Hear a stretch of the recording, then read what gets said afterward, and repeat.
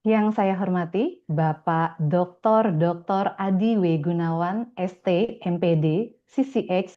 Yang saya hormati Miss Yeni Siwali, selaku moderator. Serta yang saya hormati Ibu Bapak, Saudara-saudari semua yang telah bergabung di Zoom maupun di YouTube. Selamat malam, Soti Hontu. Sungguh berbahagia kita dapat bertemu kembali di dalam acara Sebulan Pendalaman Dhamma SPD episode ke-8 hari ini Rabu 6 Mei 2026. Menghadirkan narasumber yang sangat luar biasa yaitu Bapak Dr. Adi W. Gunawan ST MPD CCH dengan judul Sukses, Bahagia, atau Menderita Karena Pikiran. Acara ini diselenggarakan oleh KBTI, Kresidenan Besuki, dan juga Wihara Dhamma Meta Jember secara live di YouTube dan juga di Zoom, YouTube Dhamma Meta Jember dan YouTube Dhamma Televisi. Agar acara ini dapat berlangsung dengan tertib dan hikmat, kami mohon kepada semua partisipan yang berada di Zoom untuk dapat mengaktifkan kameranya selama acara berlangsung dan posisi mic dalam kondisi mute. Mengawali acara, marilah kita menyanyikan dan menghayati lagu pembuka pada malam hari ini. Kami datang bersujud.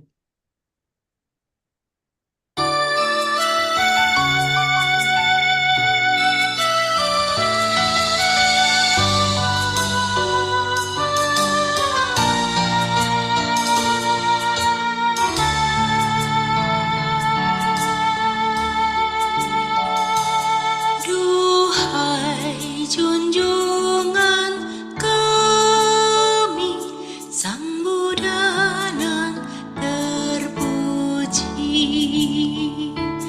kami datang bersujud padamu untuk berbakti. Hati tentram dan damai, tiada kebimbangan, merenungi namamu yang agung dan mulia, menghayati namamu yang luhur dan mulia.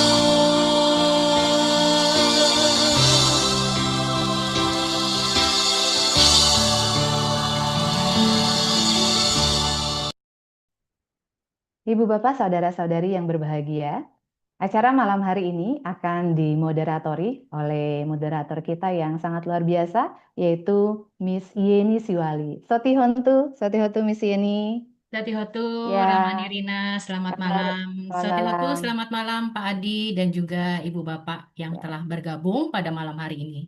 ya, hari ini kabarnya baik, Miss? Oh, sangat baik Sadu. sekali. Aduh. Baik, selanjutnya pembacaan nama Karapata akan dipimpin oleh Miss Yeni Siwali. Disilakan. Iya, terima kasih kepada Ramani Rina, ya, kepada Ibu, Bapak, dan saudara-saudari sedama sekalian, sebelum kita memulai acara pada malam hari ini, mari kita bersama-sama mengagungkan junjungan kita, guru kita, Buddha, Dhamma, dan Sangha. Mari kita izinkan saya untuk memimpin pembacaan nama Karapata. Arahang Sama Sambuddho Bhagawa. Arahang Sama Sambuddho Bhagawa. Buddhang Bhagawantang Abhiwademi. Buddhang Bhagawantang Abhiwademi. Swakato Bhagavata Dhammo. Swakato Bhagawata Dhammo. Dhammang Namassami. Dhammang namasami. Supatipanno bhagavato sawaka sangho. Supatipanno bhagavato sawaka sangho. Sanghang namami. Sanghang namami. Selanjutnya, sebelum kita membacakan parita berikutnya, marilah kita bersama-sama kembali menjaga konsentrasi kita. Kita akan bersama-sama mendengarkan lantunan pembacaan ayat suci Dhammapada yang pada malam hari ini akan dibacakan oleh Miss Cantika. Kami persilahkan kepada Miss Cantika. Dhammapada Sahasa Waga Syair 34. Wijo Watale Kito O Kamo Kata Ubhatu Paripandati Dhang Citang Maheyang Pahawe. Artinya, pikiran itu mudah goyah dan tidak tetap. Pikiran susah dikendalikan dan dikuasai. Orang bijaksana meluruskannya bagaikan seorang pembuat panah meluruskan anak panah. Sadu, sadu, sadu. Aduh, terima kasih kepada Miss Cantika yang sudah membacakan lantunan ayat suci Dhammapada. Selanjutnya, kembali izinkan saya untuk membacakan parita-parita suci sebelum kita lanjutkan acara berikutnya. Handamayang buddhassa bhagavato pubbabha ganamakarang karomase. Namo tassa bhagavato arahato samma sambuddhassa. Namo tassa bhagavato arahato samma sambuddhassa. Namo tassa bhagavato arahato samma sambuddhassa. Handamayang tisaranagamana pathang bhanamase. Buddhang saranang gacchami. Dhammang saranang gacchami. Sanghang saranang gacchami. Dutiyampi buddhang saranang gacchami. Dutiyampi dhammang saranang gacchami. Dutiyampi sanghang saranang gacchami. Tatiyampi buddhang saranang gacchami. Tatiyampi dhammang saranang gacchami. Tatiyampi sanghang saranang gacchami. Selanjutnya kita akan membacakan Pancasila atau latihan 5 sila. Bagi ibu bapak dan saudara-saudari sedama sekalian yang bergabung melalui Zoom meeting ataupun bergabung melalui channel YouTube, bagi yang melaksanakan atas sila pada malam hari ini, silakan untuk bertekad membacakan atas sila sendiri di rumah masing-masing. Handamayang pancasika pada pathang Bhanamase Panatipata Weramani Sikkhapadang Samadhiyami Adinadana Weramani Sikkhapadang Samadhiyami Kame Sumichachara Weramani Sikkhapadang Samadhiyami Musawada Weramani Sikkhapadang Samadhiyami Surameraya Majapamadatthana Weramani Sikkhapadang Samadhiyami. Ya, seperti tadi yang sudah disampaikan oleh peranata acara kita pada malam hari ini, bahwa pada malam hari ini, hari Rabu tanggal 6 Mei tahun 2026, kita akan menghadirkan pembicara yang sangat luar biasa sekali. Dan saya yakin, seyakin-yakinnya, Ibu Bapak pasti sudah mengenal sosok pembicara kita pada malam hari ini. Tapi tidak ada salahnya jika saya membacakan profil singkat beliau. Bahkan sangat singkat sekali profil beliau pada malam hari ini. Silakan kepada operator, boleh? Ya, ini adalah pembicara kita pada malam hari ini, Bapak Dr. Adi Wijaya Gunawan. Ya, adalah seorang intelektual, akademis, doktor pendidikan, doktor kepemimpinan dan inovasi kebijakan, hipnoterapis klinis, sebagai juga peneliti, pengajar, pakar teknologi pikiran dan kesadaran, sebagai penulis 32 buku, dan dikenal sebagai Indonesian Leading Expert in Conscious Technology dengan reputasi internasional. Dr. Adi adalah pembicara dan pakar teknologi pikiran yang sangat dicari di Indonesia.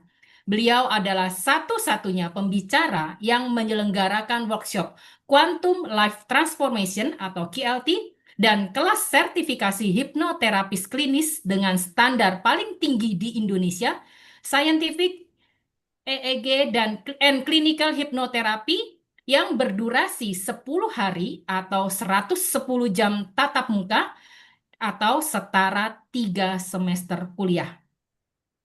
Berikutnya, Pak Adi telah menyelenggarakan seminar dan workshop sejak tahun 2002, berarti sudah 24 tahun yang lalu.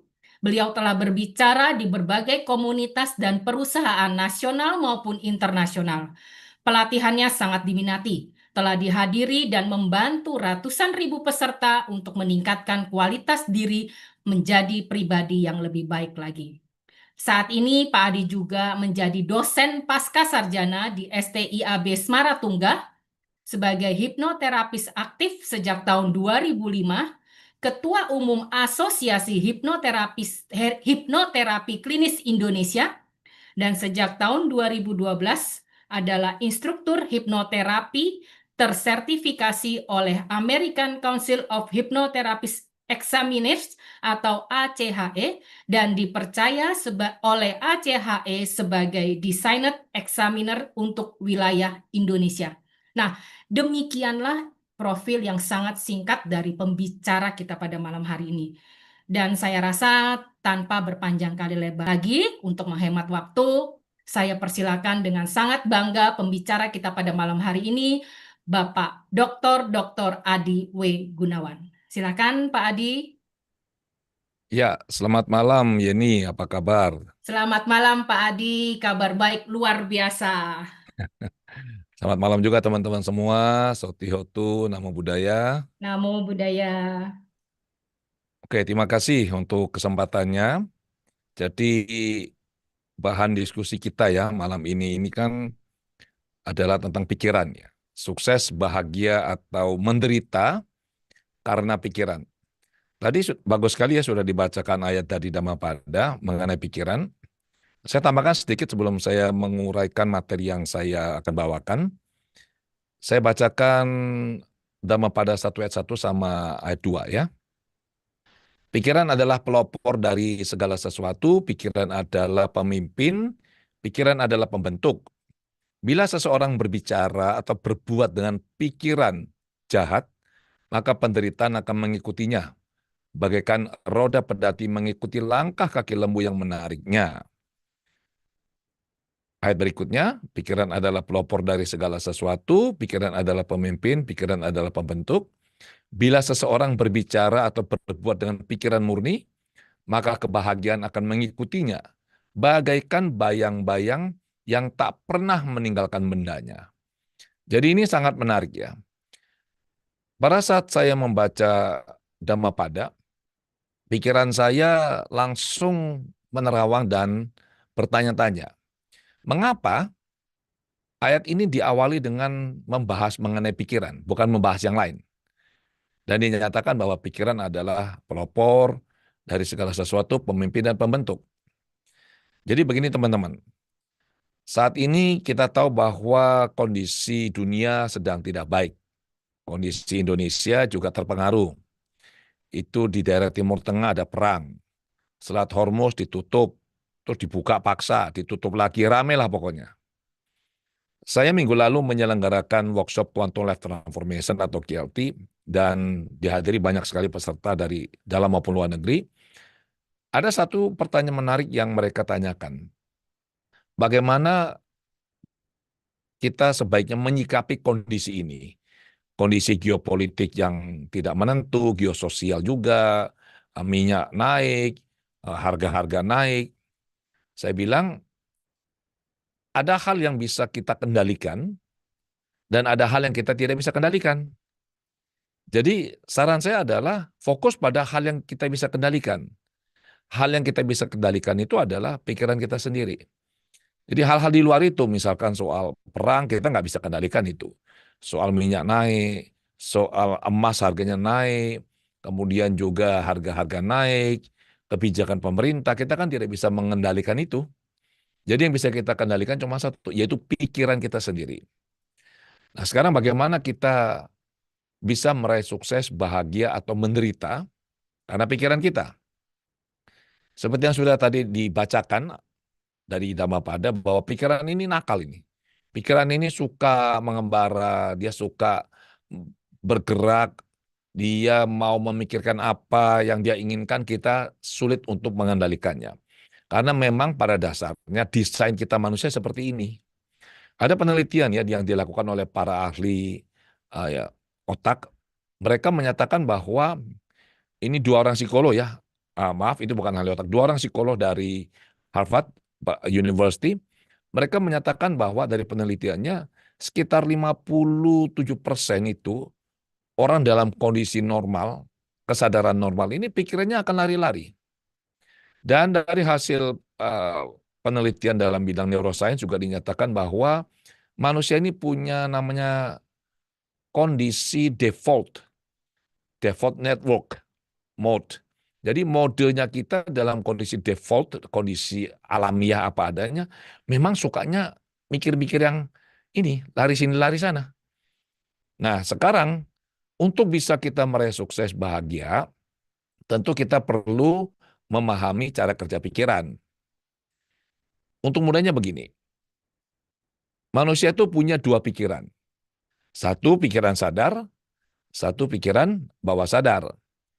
Pikiran sadar mengendalikan diri kita manusia kurang lebih 1-5% lah. Sementara bawah sadar ini 95-99%. Nah sekarang, manusia yang tidak menggunakan kesadarannya dengan baik dan benar, itu dia akan didikte, dia akan diarahkan oleh pikiran bawah sadarnya. Sekarang pertanyaannya adalah, apa yang ada di dalam pikiran bawah sadar sehingga dia bisa mengarahkan hidup seseorang, baik dia berpikir, berucap, bertindak, sehingga dia bisa sukses, bahagia, atau menderita. Ceritanya sebenarnya panjang ya, tapi singkatnya seperti ini, bahwa di dalam pikiran bawah sadar itu tersimpan banyak program pikiran, banyak memori, banyak emosi, kejadian-kejadian di masa lalu, harapan-harapan kita, kepercayaan kita, belief-belief kita yang tertanam sejak masih kecil sampai saat ini. Dan biasanya yang dominan mempengaruhi kita itu adalah pengalaman hidup antara sejak kita baru dilahirkan sampai kira-kira usia 13 atau 15 tahun, kurang lebih di situ. Kalau kita tidak menggunakan kesadaran kita, pikiran sadar kita, ya kesadaran kita, maka gerak-gerik kita, cara berpikir kita ini cenderung sifatnya ini reaktif, bukan responsif. Saya beri contoh yang sederhana ya. Ada 2 orang anak muda, anak kecil, kira-kira usia katakanlah 10 tahunan lah. Mereka tinggal di sebuah desa yang agak jauh gitu dari perkotaan, di bawah lereng gunung yang indah. Ada sebuah hutan yang tak terlalu besar, dan mereka sering bermain di pinggir hutan. Satu hari dalam perjalanan pulang setelah mereka bermain di pinggir hutan itu, mereka bertemu dengan seekor ular kobra yang besar di depan mereka. Dan ular ini mendesis. Begitu. Pertanyaan saya, apa yang kira-kira menjadi reaksi atau respon dari 2 orang ini? Kebanyakan kita berpikir, oh, si anak ini akan lari. Ya betul, yang lari hanya salah satu, enggak dua-dua. Yang satu lari, yang satu malah girang, senang dia. Dia menjumpai ular yang besar seperti gini, ular kobra ini, dia senangnya luar biasa. Mengapa? Dia tidak takut, malah dia berusaha mendekat mau menangkap ular ini. Ternyata dia ini adalah anak pawang ular. Jadi yang satu menyatakan, pikiran bawah sadarnya, programnya menyatakan bahwa ular ini adalah hewan berbahaya dan berbisa memang ya, sangat berbahaya. Yang ada di dalam pikirannya adalah kalau kena patuk, digigit, mati. Yang satu karena pengalaman hidupnya berbeda, dia dibesarkan oleh seorang ayah yang adalah pawang ular, kemudian si ayah ini biasanya juga jual ular, kemudian juga menangkar ular, ya. Bagi dia ini hanyalah hal yang biasa gitu loh. Jadi justru menurutnya kalau dicari tidak jumpa, sekarang malah muncul dengan sendirinya. Nah ini kan sebuah peluang yang luar biasa. Jadi dia tangkap ularnya. Dari cerita singkat ini teman-teman, kita bisa memahami bahwa sebenarnya kalau kita tidak mindful ya, kalau kita tidak menggunakan kesadaran kita untuk mengamati gerak-gerik pikiran kita, batin kita, perasaan kita ya, emosi itu, maka kita ini sebenarnya adalah, dalam tanda kutip ya, kita adalah robot. Robot yang dijalankan oleh program yang ada di pikiran bawah sadar. Program yang kita terima atau diinstal pada saat kita masih kecil. Seringkali tanpa kita sadar. Ada yang menginstal ini adalah orang tua, keluarga, om, tante, guru, dan itu yang akhirnya mengendalikan hidup kita tanpa kita sadari. Dan sekarang, kok kita bisa sukses atau bahagia atau menderita?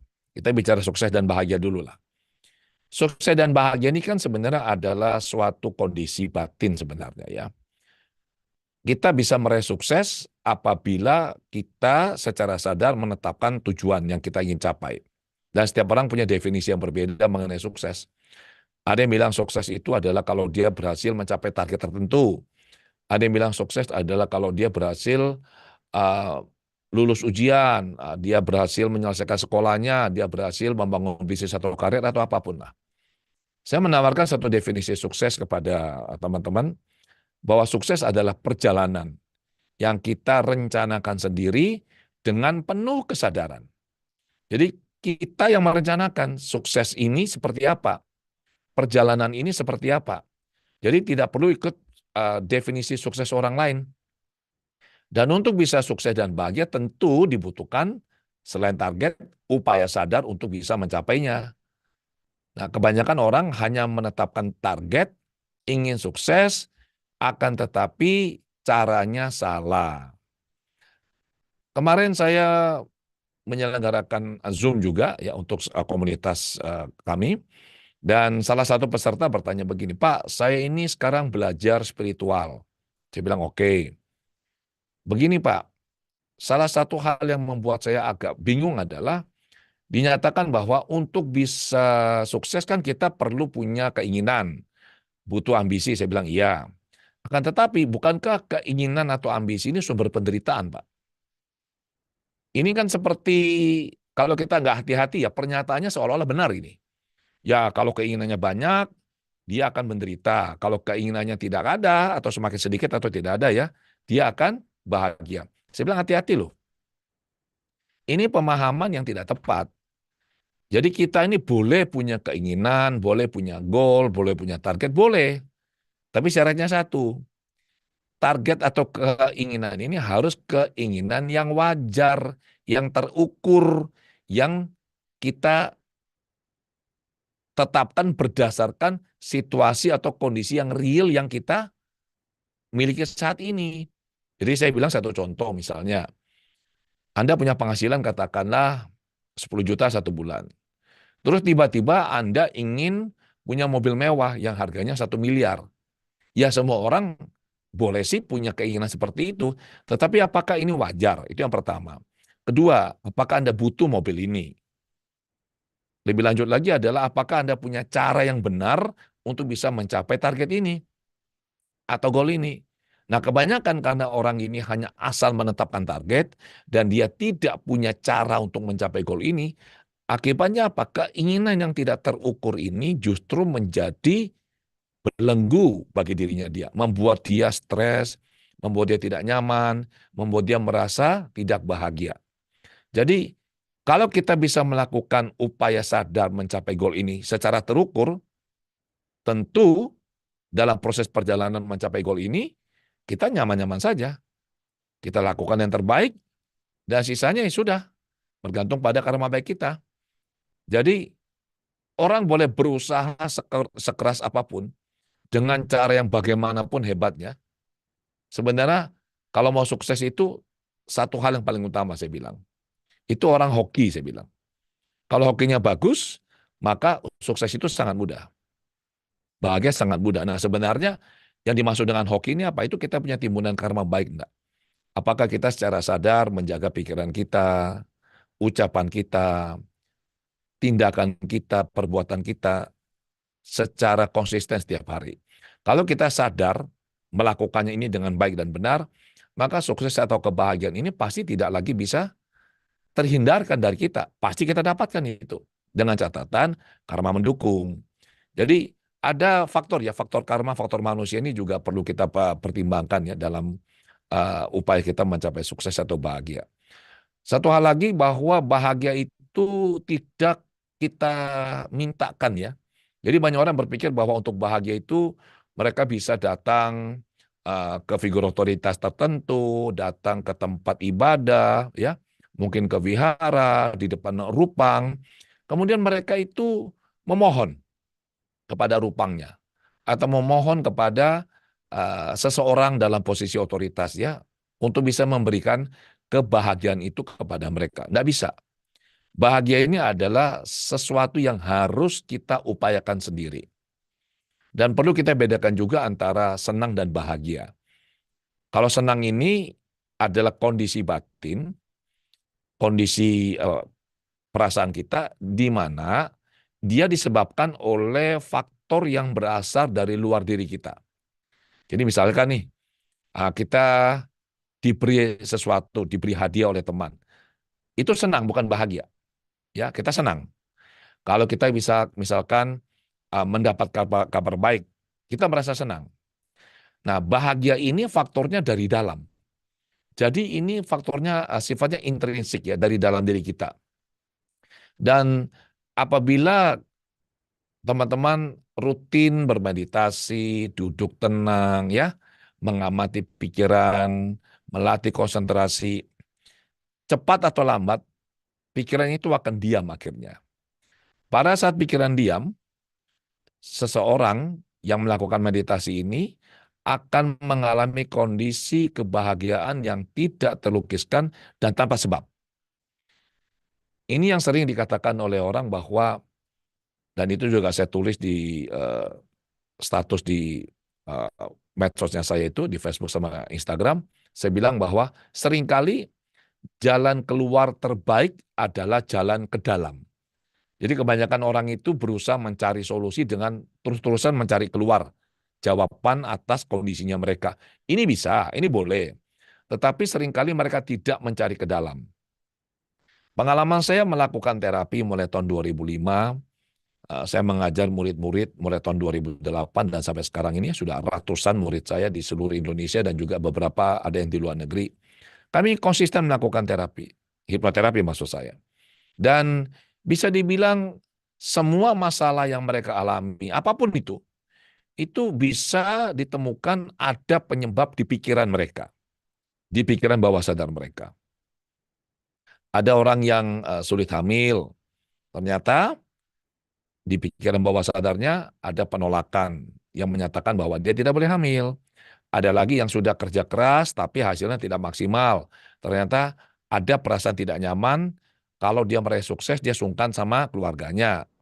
Bahkan kemarin di workshop yang saya selenggarakan CLT, salah satu peserta itu cerita, dia bilang gini, Pak, saya ini pernah membaca sebuah buku dan di dalam buku ini ada sebuah uh, penjelasan ya yang menurut saya sangat menarik ini, kata peserta ini, yaitu apabila ada satu orang kaya di dalam sebuah komunitas, maka di sekelilingnya itu akan pasti ada 1.000 orang miskin. Jadi dia menyimpulkan bahwa orang kaya ini yang menyedot, mengambil semua sumber daya, semua peluang, sehingga orang-orang di sekitarnya yang 1.000 orang ini tidak bisa sukses dan jatuh miskin. Ini adalah sebuah kepercayaan atau sebuah belief yang salah atau tidak berdasar. Akan tetapi karena belief ini diterima sebagai sebuah kebenaran, maka dia benar adanya bagi orang ini.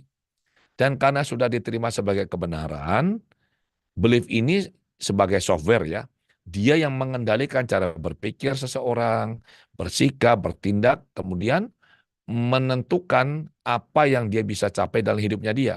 Maka orang seperti ini kalau ingin sukses ya, itu sulit. Karena selalu punya pemikiran, waduh sukses ini nggak bagus nih. Kalau saya jadi orang sukses, jadi orang kaya, di dalam komunitas saya, berarti saya ini mengambil sumber daya, mengambil peluang, mengambil hak-haknya orang lain di sekitar saya. Akibatnya apa? Kerjanya tidak maksimal. Nah, di satu sisi ada lagi yang begini. Satu anak muda, ini anak dari seorang teman ya. Jadi mamanya teman saya, kontak saya dan bertanya, Pak Adi, anak saya sekolah di luar negeri. Sudah selesai, sekarang sudah kerja. Usianya 24 tahun. Saya bilang, iya, kenapa? Anak saya ini mengalami kondisi yang tidak baik, Pak. Jadi pikirannya kacau, psikiater bilang dia depresi, dan sekarang dimasukkan rumah sakit, dirawat. Pak Adi bisa bantu nggak? Saya bilang, ya ini semua pasti ada sebab di pikirannya. Ya kalau dia ada di Indonesia, di Surabaya, saya bisa bantu, saya bilang. Tapi kalau di luar negeri nggak bisa. Dan kemudian ibunya tuh mengirimkan saya sebuah foto dari diari si anak ini. Dan di dalam diari ini tertulis, ingat ya anaknya usianya 24 tahun ya. Di diari ini anak ini menuliskan sebuah goal yang sebenarnya sangat bagus. Ya, ada tetapinya. Goalnya begini, millionaire by 25. Jadi dia mau menjadi seorang milioner paling lambat di usia 25 tahun. Ini dia tinggal di luar negeri. Berarti miliun atau jutanya ini adalah dolar hitungannya ya. Nah sekarang, dia kerja di sebuah perusahaan posisi bagus, akan tetapi tentu dia tidak bisa dong dalam waktu dekat ini mencapai 1 miliar kecuali dia melakukan sesuatu yang berbeda. Nah, dia menetapkan target ini, kemudian usianya sudah menjelang 25, dia merasa sebagai orang gagal, dia memalu pada dirinya sendiri, marah, kecewa, akibatnya apa? Pikirannya kacau. Nah, ini yang disebutkan, seperti yang saya jelaskan tadi, keinginan yang tidak terukur, yang tidak wajar. Mamanya tanya saya, apa yang harus dilakukan? Ya, sebenarnya ini mudah. Kalau dia sudah menetapkan millionaire by 25, artinya dia akan menjadi atau mencapai posisi sebagai orang yang bisa menghasilkan $1 juta, 1 million, jadi milioner ini. Kalau di usia 25 ini belum bisa, ya dimundurkan ke usia 30. Kan begitu. Nah masalahnya, pikirannya nggak mau, kekeh. Harus 25. Ini sangat kacau ini. Ya saya tidak tahu sekarang bagaimana perkembangannya. Kasihan sebenarnya ini. Saya juga ada dapat sebuah video dari teman. Jadi ada anak umur 16. Anak muda laki-laki. Bicara dengan sangat yakin di video itu. Dia bilang usianya itu sudah 16 tahun lebih sekian bulan ya. Jadi kira-kira masih kurang 7 bulan lagi lah baru dia 17. Dia bilang begini, pokoknya nanti usia 17 tahun, paling lambat 17 tahun, saya punya kekayaan sebesar 1 triliun rupiah.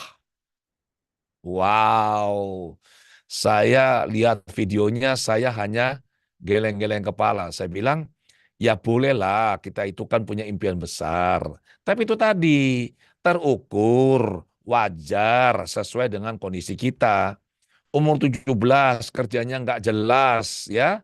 Tapi punya angan-angan ingin punya kekayaan 1 triliun. Hasilnya bagaimana? Ini nanti kita tunggu aja lah. Mungkin nanti akhir tahun ini kalau ada yang stres-stres, viral, nanti kita bilang, kita akan tahu, oh ini anaknya ini yang dimaksud Pak Adi ini ya. Jadi itu adalah keinginan-keinginan yang tidak wajar dan tidak terukur. Nah sekarang apa yang perlu kita lakukan untuk bisa tenang, untuk bisa damai bahagia? Nomor satu ya kenali pikiran kita. Pikiran ini ya, kalau tidak dikenali ini bahaya. Jadi ibaratnya pikiran seperti orang asing gitu loh. Sering ini, kemarin itu di workshop QLT, waktu saya menjelaskan soal pikiran, cara kerjanya, bagaimana kita bisa mengerti dinamikanya, terus kita bisa mengarahkan pikiran ini, termasuk untuk meditasi ya. Kita bisa mengenali sifat-sifatnya, kemudian kita bisa mengarahkannya untuk kebaikan kita.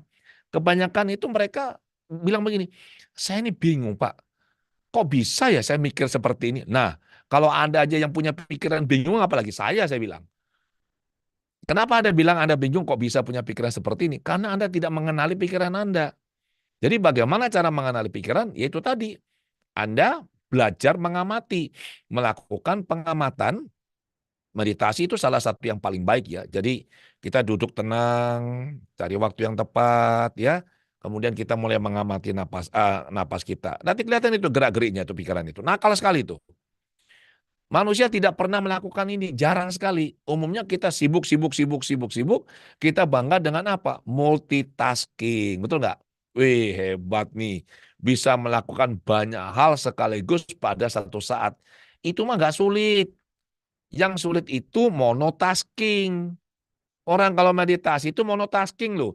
Duduk tidak melakukan yang lain-lain, hanya mengamati napasnya saja. Itu sulit loh. Karena kita terbiasa pikiran kita lompat sini, lompat sana, lompat sini, lompat sana, benar nggak? Coba lihat, kalau kita misalkan ini, kita lihat HP, lihat TikTok, IG, YouTube, ya, Facebook, apapun itulah, terutama yang TikTok lah. Itu kan videonya kan singkat-singkat itu, betul nggak? Nggak panjang. Dan itu tanpa kita sadari loh ya, tanpa kita sadari. Kita ini diprogram oleh TikTok ini, media sosial ini, untuk bisa punya fokus span, rentang perhatian yang pendek. Coba sekarang anak-anak muda suruh nonton video-video, misalkan videonya saya yang rata-rata sebelumnya itu setengah jam, 1 jam, atau videonya Bante yang durasinya 45 menit atau 1 jam. Biasanya nggak tahan itu. Makanya akhirnya dipotong jadi shorts, bener nggak? Dipotong-potong yang cuma sekitar 2 menit, paling 5 menit.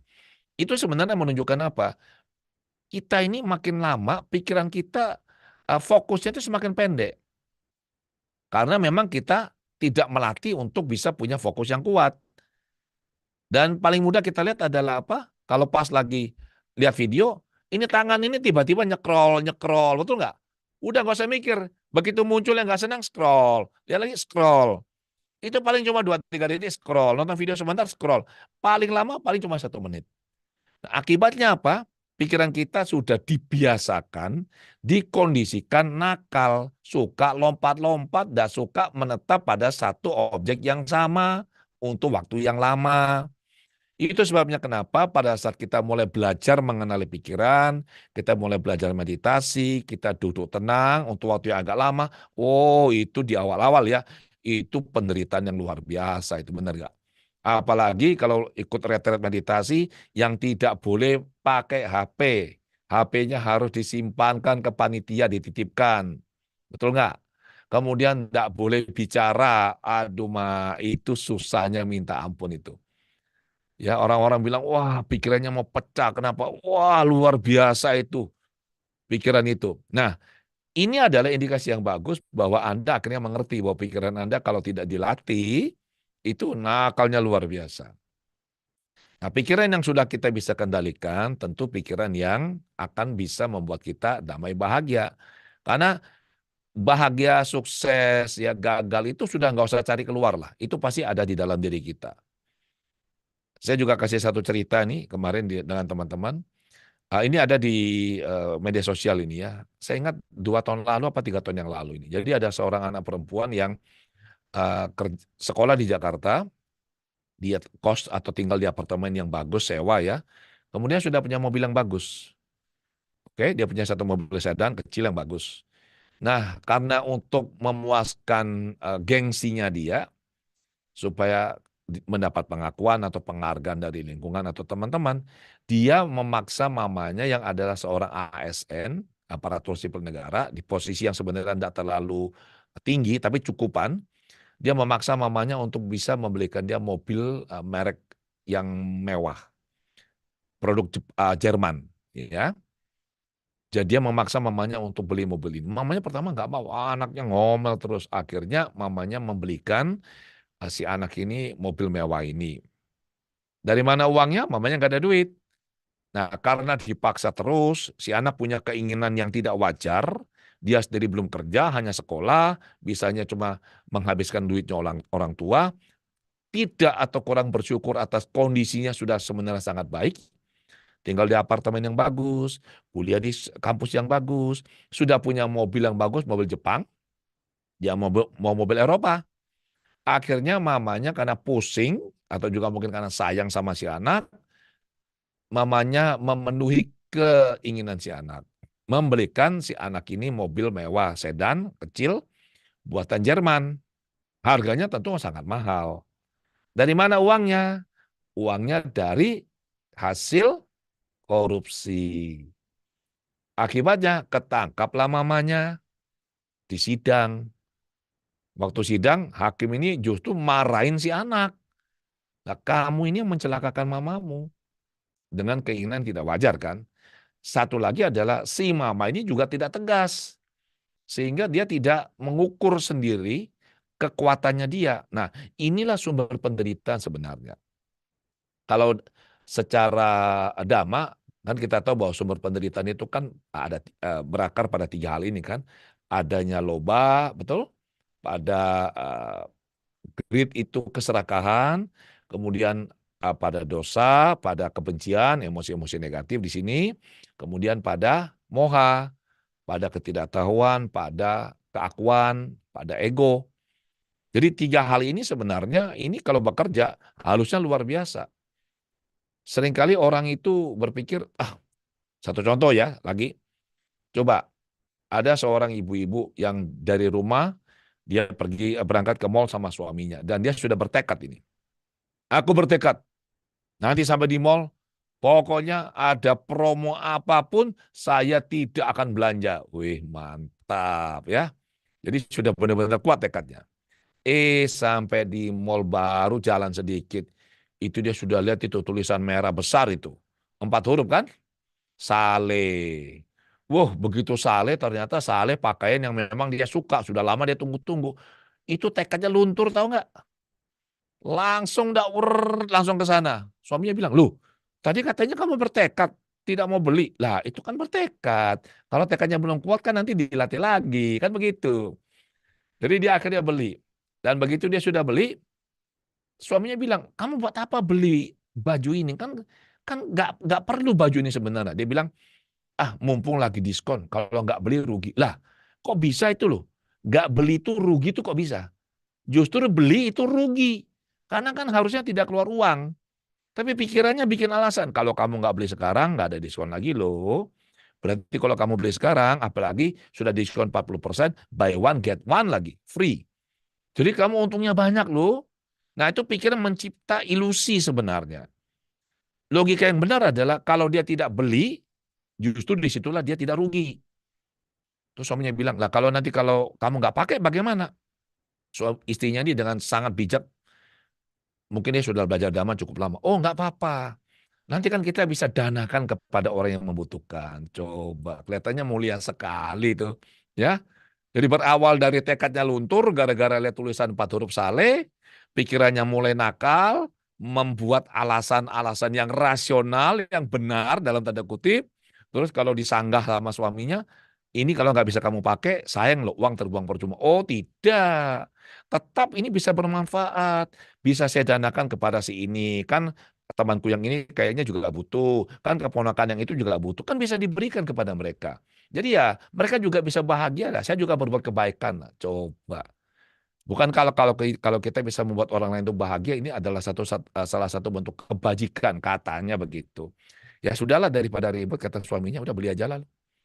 Ya kan? Karena yang dia lawan kan ras terkuat di bumi, daripada nanti ribut urusannya panjang kan?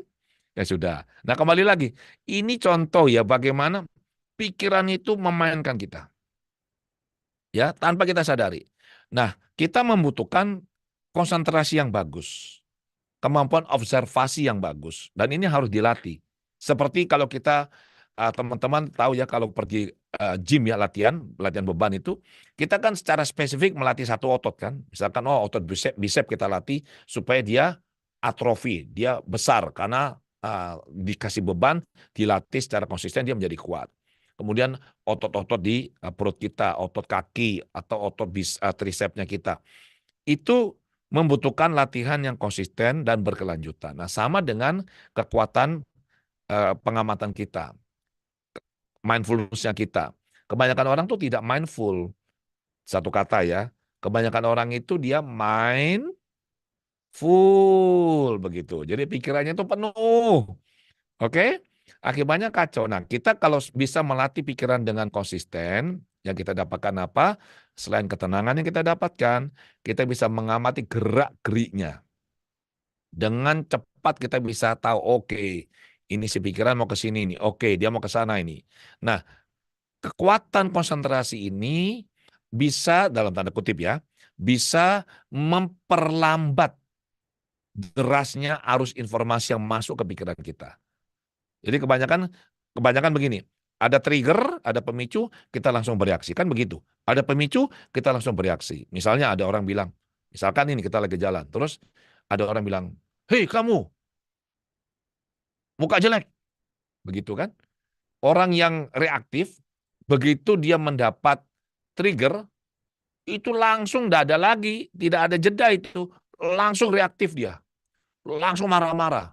Apa? Kamu bilang saya? Ya muka jelek ya. Hah? Kamu sendiri mukamu, apa dipikir mukamu lebih bagus dari saya? Kalau yang sana bilang, ya enggak juga, berarti sama-sama jelek kita begini kan? Nah, itu reaktif. Tapi kalau kekuatan konsentrasi kita bagus, kita mampu mengamati gerak-gerik pikiran kita, yang terjadi itu nanti akan kelihatan ini lebih lambat ini. Misalkan ada orang bilang, hei kamu muka jelek. Kita bisa menyadari, oh ada orang yang pakainya seperti ini, dia seorang pria, dia mengeluarkan suara sambil dia menunjuk kepada saya. Dia bilang, hei kamu muka jelek.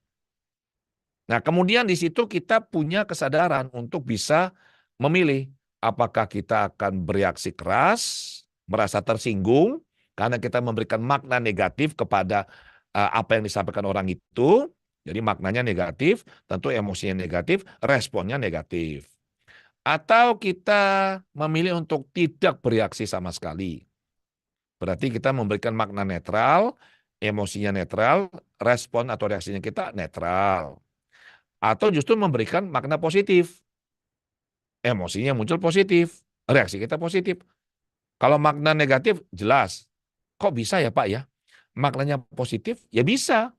Kan kita kan sudah memperlambat prosesnya ini. Jadi tidak langsung ada trigger, langsung muncul makna. Tidak. Jadi misalkan orang bilang, hei kamu muka jelek.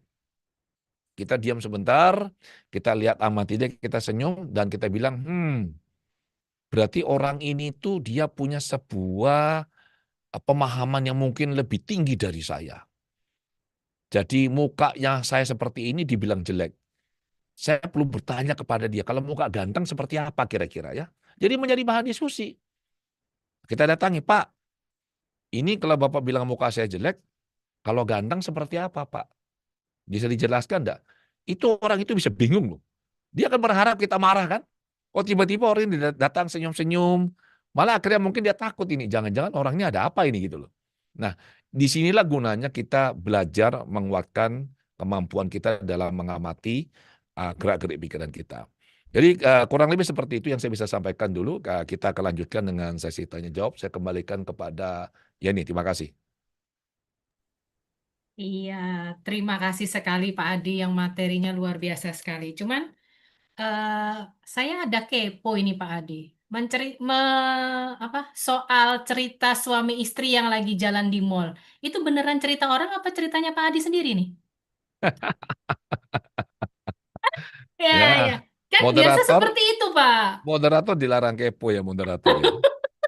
Tapi benar itu ada kejadian. Jadi ada family yang cerita bahwa istrinya seperti itu dan belinya nggak satu, dia langsung beli itu 3-4 setel lah. Jadi dia pikir ya mumpung diskon dan dia pikir dia mendapat good deal. Barang ini murah menurut dia. Tapi setelah dia beli dan itu sudah berulang kali ya, barang-barang yang dia pikir ini good deal, harganya bagus, murah, sehingga dia untung, akhirnya malah apa? Dia tidak pakai. Oh, Itu sama juga. Biasanya kan kalau kita misalkan menabung atau kita ikut ikut sebuah kegiatan kan biasanya ada diundi atau diberi voucher, benar nggak? Wow, benar. diberilah voucher voucher diskon makan misalkan 200.000 di restoran tertentu ya. Dengan syarat kita harus belanja misalkan lima ratus Nominal ribu. tertentu, ya, Nah, betul. 500.000 dipotong 200. Orang yang tidak hati-hati bilang begini, waduh, ini cuan ini dapat diskon 200.000. Pertanyaan saya, apakah memang kita butuh makan di restoran itu? Enggak. Enggak Biasanya juga. cuma ngejar cuannya aja karena ada diskonnya itu, Pak Adi. Nah, itu ilusi yang pikiran munculkan seolah-olah Betul. kalau kita tidak menggunakan voucher ini kita rugi. Betul, betul, Betul betul. kan? Betul. Ini saya dapat voucher ini untuk makan kue di mana itu di Padang Golf di Surabaya Barat sana. Vouchernya ini sekian kuenya. Wah, saya lihat enak banget. Tapi dalam hati, ngapain saya ke sana? Yang harusnya saya tidak perlu keluar uang, betul nggak? Betul. Akhirnya karena saya tidak mau rugi dalam tanda kutip, saya kalau ke sana, saya malah keluar uang banyak. Bensin Iya lagi kan? mahal loh, Pak Adi. Apanya? Bensin lagi mahal. Nah, ini juga satu hal yang saya bilang ke peserta pelatihan saya barusan ini. Saya bilang, harga bensin, harga solar itu kita nggak bisa kendalikan. Yang Betul. kita bisa kendalikan pikiran kita. Nah, kebanyakan orang ya, mereka marah pada pemerintah, betul? Marah kepada Trump. Kenapa ini bensin naik tinggi? Kenapa solar Pertadex, Dexlite naiknya luar biasa? Sekarang sudah hampir 28.000. Sebelumnya Betul. 14.500 ya. Jadi mereka berharap kalau bisa harga-harga bahan bakar itu turun. Saya bilang ke para peserta pelatihan, hati-hati loh. Tanpa kamu sadari, sebenarnya kamu sudah mendeklar, menyatakan bahwa kamu secara finansial itu nggak kuat. Betul. Betul, Pak Adi. Ya kan? Betul. Ini saya Daripada juga kita, baru baru baca Hah? di medsos bahwa ketika kita meluapkan kemarahan ya Pak Adi karena kebijakan, oh karena harga mahal ini, secara tidak langsung kita itu seperti menghakimi diri kita bahwa kita tidak mampu. Memang, Betul. jadi itu hati-hati. Nah, kita menyatakan dalam tanda kutip kita nggak mampu, itu masuk loh ke bawah sadar loh. Dan bawah sadar akan mengikuti perintah ini. Jadi Betul. harus hati-hati banget. Saya bilang sama mereka, daripada kita ngomel dan juga tidak bisa membuat perubahan, tidak bisa memberikan kontribusi positif bagi masyarakat, ya sudah, kita terima kondisi seperti ini. Sekarang bagaimana kita fokus untuk bisa lebih produktif. menghasilkan lebih banyak penghasilan atau uang Betul supaya sekali. kita bisa beli barang yang mahal ini. Betul, betul. Mahal murah itu sebenarnya bergantung kan, relatif lah. Betul. Kalau uangnya banyak itu jadi murah itu. Iya, betul, betul, betul. Bener nggak? Betul, Pak Adi. Bener Betul. nggak? Ya kalau nggak juga penghematan lah. Ya nggak perlu lah keluar-keluar ke tempat yang memang kalau kita nggak perlu jangan keluar, udah di rumah aja gitu loh. Ya, demi Ya tadi kan? kue tadi itu, Pak Adi. Demi kue di Surabaya Barat itu ya, Iya, di Padang betul, Bolok. betul. Betul, Pak Oke, Adi. begitu. Oke, terima kasih Pak Adi. Nah, sekarang kita waktunya diskusi, ya. Waktunya sekarang diskusi daripada nanti saya yang memonopoli lagi. Ya, sebelum saya ada pertanyaan titipan Pak Adi. Nah, sekarang saya menerima titipan just tip saya ini buka Oke, just tip mantap. tanpa fee. Nah, ini sebelum saya persilahkan ternyata sudah ada yang raise hand duluan Pak Adi. Oke, sebelum Ya, saya bacakan untuk pertanyaan titipkan, saya persilahkan yang raise hand terlebih dahulu. Nah, ini kepada Pak Heri. Oke, bisa di-unmute dulu speaker mic-nya masih di-mute ini. Oke, silakan Pak Heri. Ya, Mudana Bu Yeni. Ya, Ya, silakan. Oke, suaranya sudah terdengar Pak Heri. Silakan untuk bertanya langsung kepada Pak Adi. ya Sukioto Pak Adi. ya. Anak muda ya. Pak, saya kan kalau mendengar orang mengatakan hidup itu kekal, berarti harusnya bahagia itu kekal gitu. Tapi faktanya, ya ini sekalian nanti saya mau menanyakan tentang proses pikiran juga. Faktanya, misalnya kita lagi bicara di satu tongkrongan, bukan sedang gosip, tapi kan namanya kalau lagi nongkrong nggak bicara nggak seru tuh. Bicara, ada yang dibicarakan, ternyata yang mendengar nggak senang. Tidak tahu ini benar atau tidak yang dia lakukan, tapi dia merasa, "Oh, ngapain kok bilangnya kayak gitu, langsung ngamuk gitu."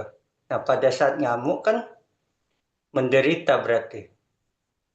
Saya jadi setuju bahwasannya bahagia menderita itu dari pikiran. Tapi saya menangkap hal lain lagi. Selain dari pikiran, dari ucapan orang yang berucap dong. Coba saja dia nggak berucap begitu. Mungkin orang ini nggak ngamuk gitu kan. Oke. Ya, makanya saya ingin bertanya, sebenarnya bahagia menderita itu benar-benar dari pikiran atau dari ucapan orang lain gitu. Terima Oke. kasih, Pak. Oke, terima kasih. Saya jawab langsung ya, gitu ya. Jadi begini, kalau bicara ada yang bilang bahwa hidup kekal itu sebenarnya nggak tepat juga, hidup yang mana gitu loh, ya kan? Hidup kita sebagai manusia kah, atau kita hidup sebagai makhluk-makhluk di alam yang lain kah, itu kan nggak kekal. Sampai waktunya pasti juga akan cuti, akan padam tuh, meninggal pindah alam lagi. Dan kalau dibilang bahagia kekal juga nggak benar, karena begini loh, ada satu hukum ya, di semesta alam ini yang tidak mungkin tidak, pasti terjadi.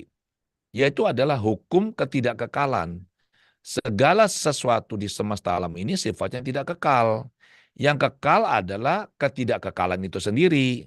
Makanya kita memahami ada yang namanya anicca, benar nggak? Tidak kekal itu. Ya, jadi semuanya itu berkondisi, tidak ada yang kekal ya, kecuali ketidakkekalan itu. Makanya kalau ada orang bilang, saya ingin bahagia selamanya, saya bilang ngimpi itu. Dengan Anda menyatakan ingin bahagia selamanya saja, Anda sudah menabur bibit-bibit penderitaan loh, saya bilang loh. Karena Anda tahu tuh nggak mungkin. Pada saat seseorang bahagia, dia harus aware loh, harus hati-hati loh. Karena dia tahu bahwa kebahagiaan ini sifatnya hanya sesaat. Suatu saat nanti pasti akan selesai kebahagiaan ini.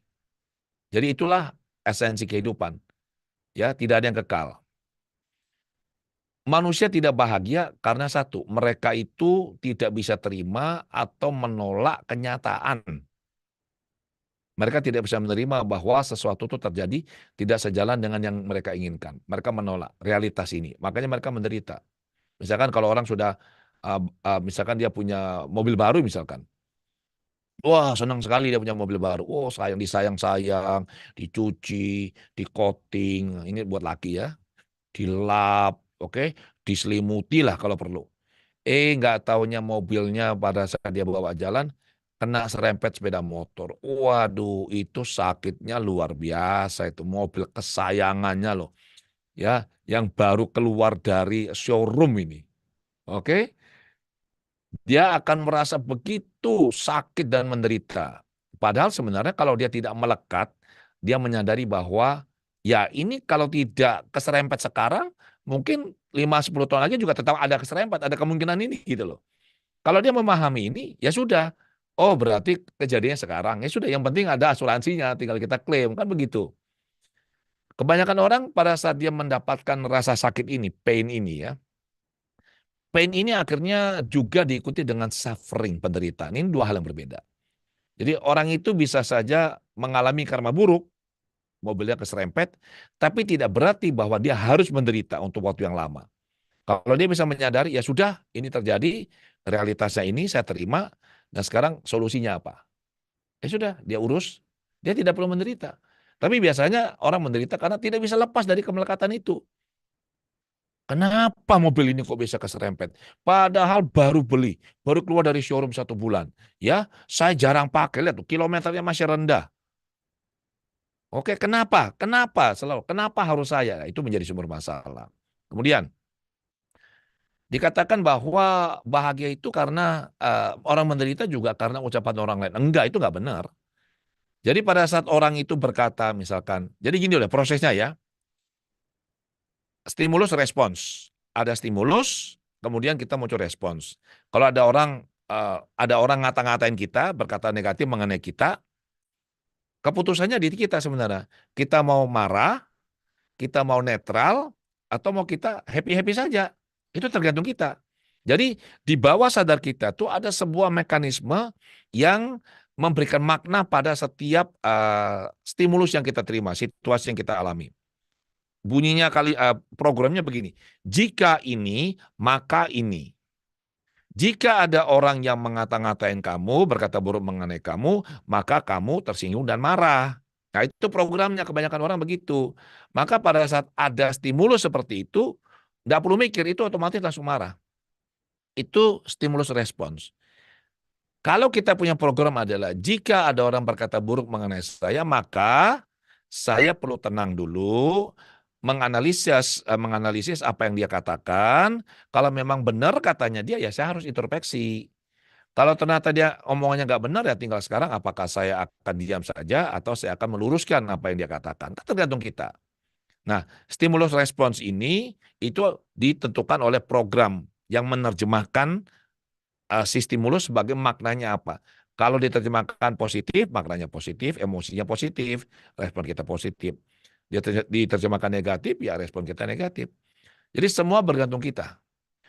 Saya bertanya, kalau misalkan Anda, Harry, ada orang yang menjelek-jelekan Anda, di depan Anda loh. Dia berkata buruk mengenai Anda. Tapi dia menggunakan bahasa yang Anda tidak mengerti. Jadi misalkan begini, contohnya, dia bilang gini, contoh aja ya, si Harry ini jeleknya luar biasa, orangnya jahat, padahal Anda nggak jelek, Anda baik, Anda orangnya ganteng. Tapi dia pakai bahasa, misalkan bahasa Rusia, sambil senyum-senyum. Dia pakai bahasa Rusia, dia senyum-senyum, tapi dia mengata-ngatain Anda loh. Anda tidak mengerti bahasa ini, benar nggak? Dan Anda, apa reaksinya?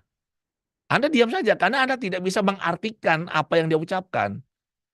Nah, ini yang saya masukkan tadi, kalau ada sebuah trigger, ada sebuah stimulus, kita menerjemahkannya secara default, secara otomatis, biasanya itu negatif. Kebanyakan begitu kecenderungan orang. Ya, kalau kita bisa tidak menerjemahkan, tidak mengartikan, ya tidak ada reaksi. Atau kita lagi tidur nih, terus ada teman yang bilang pakai bahasa Indonesia loh, kamu tuh sudah malas, kamu itu jelek, kamu tuh ini, kamu tuh itu. Kita kan tidak dengar tuh. Kita bereaksi enggak? Enggak. Karena kita tidak bisa memberikan makna kepada apa yang ia sampaikan. Jadi demikian. Ya nih.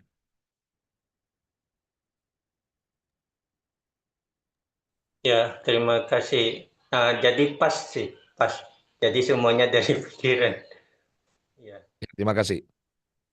Ya, terima kasih untuk Pak Heri ya atas pertanyaannya sangat luar biasa sekali.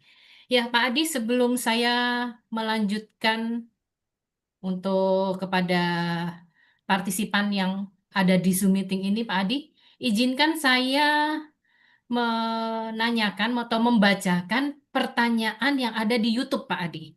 Oke, Oke, silakan. ya. Ini yang pertama, Pak Adi, dari Edward Setiawan 2260.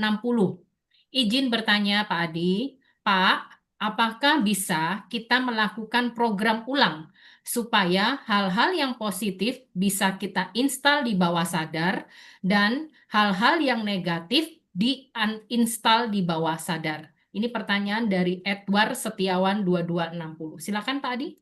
Oke, terima kasih. Jawabannya singkat saja, sangat bisa. Dah, selesai.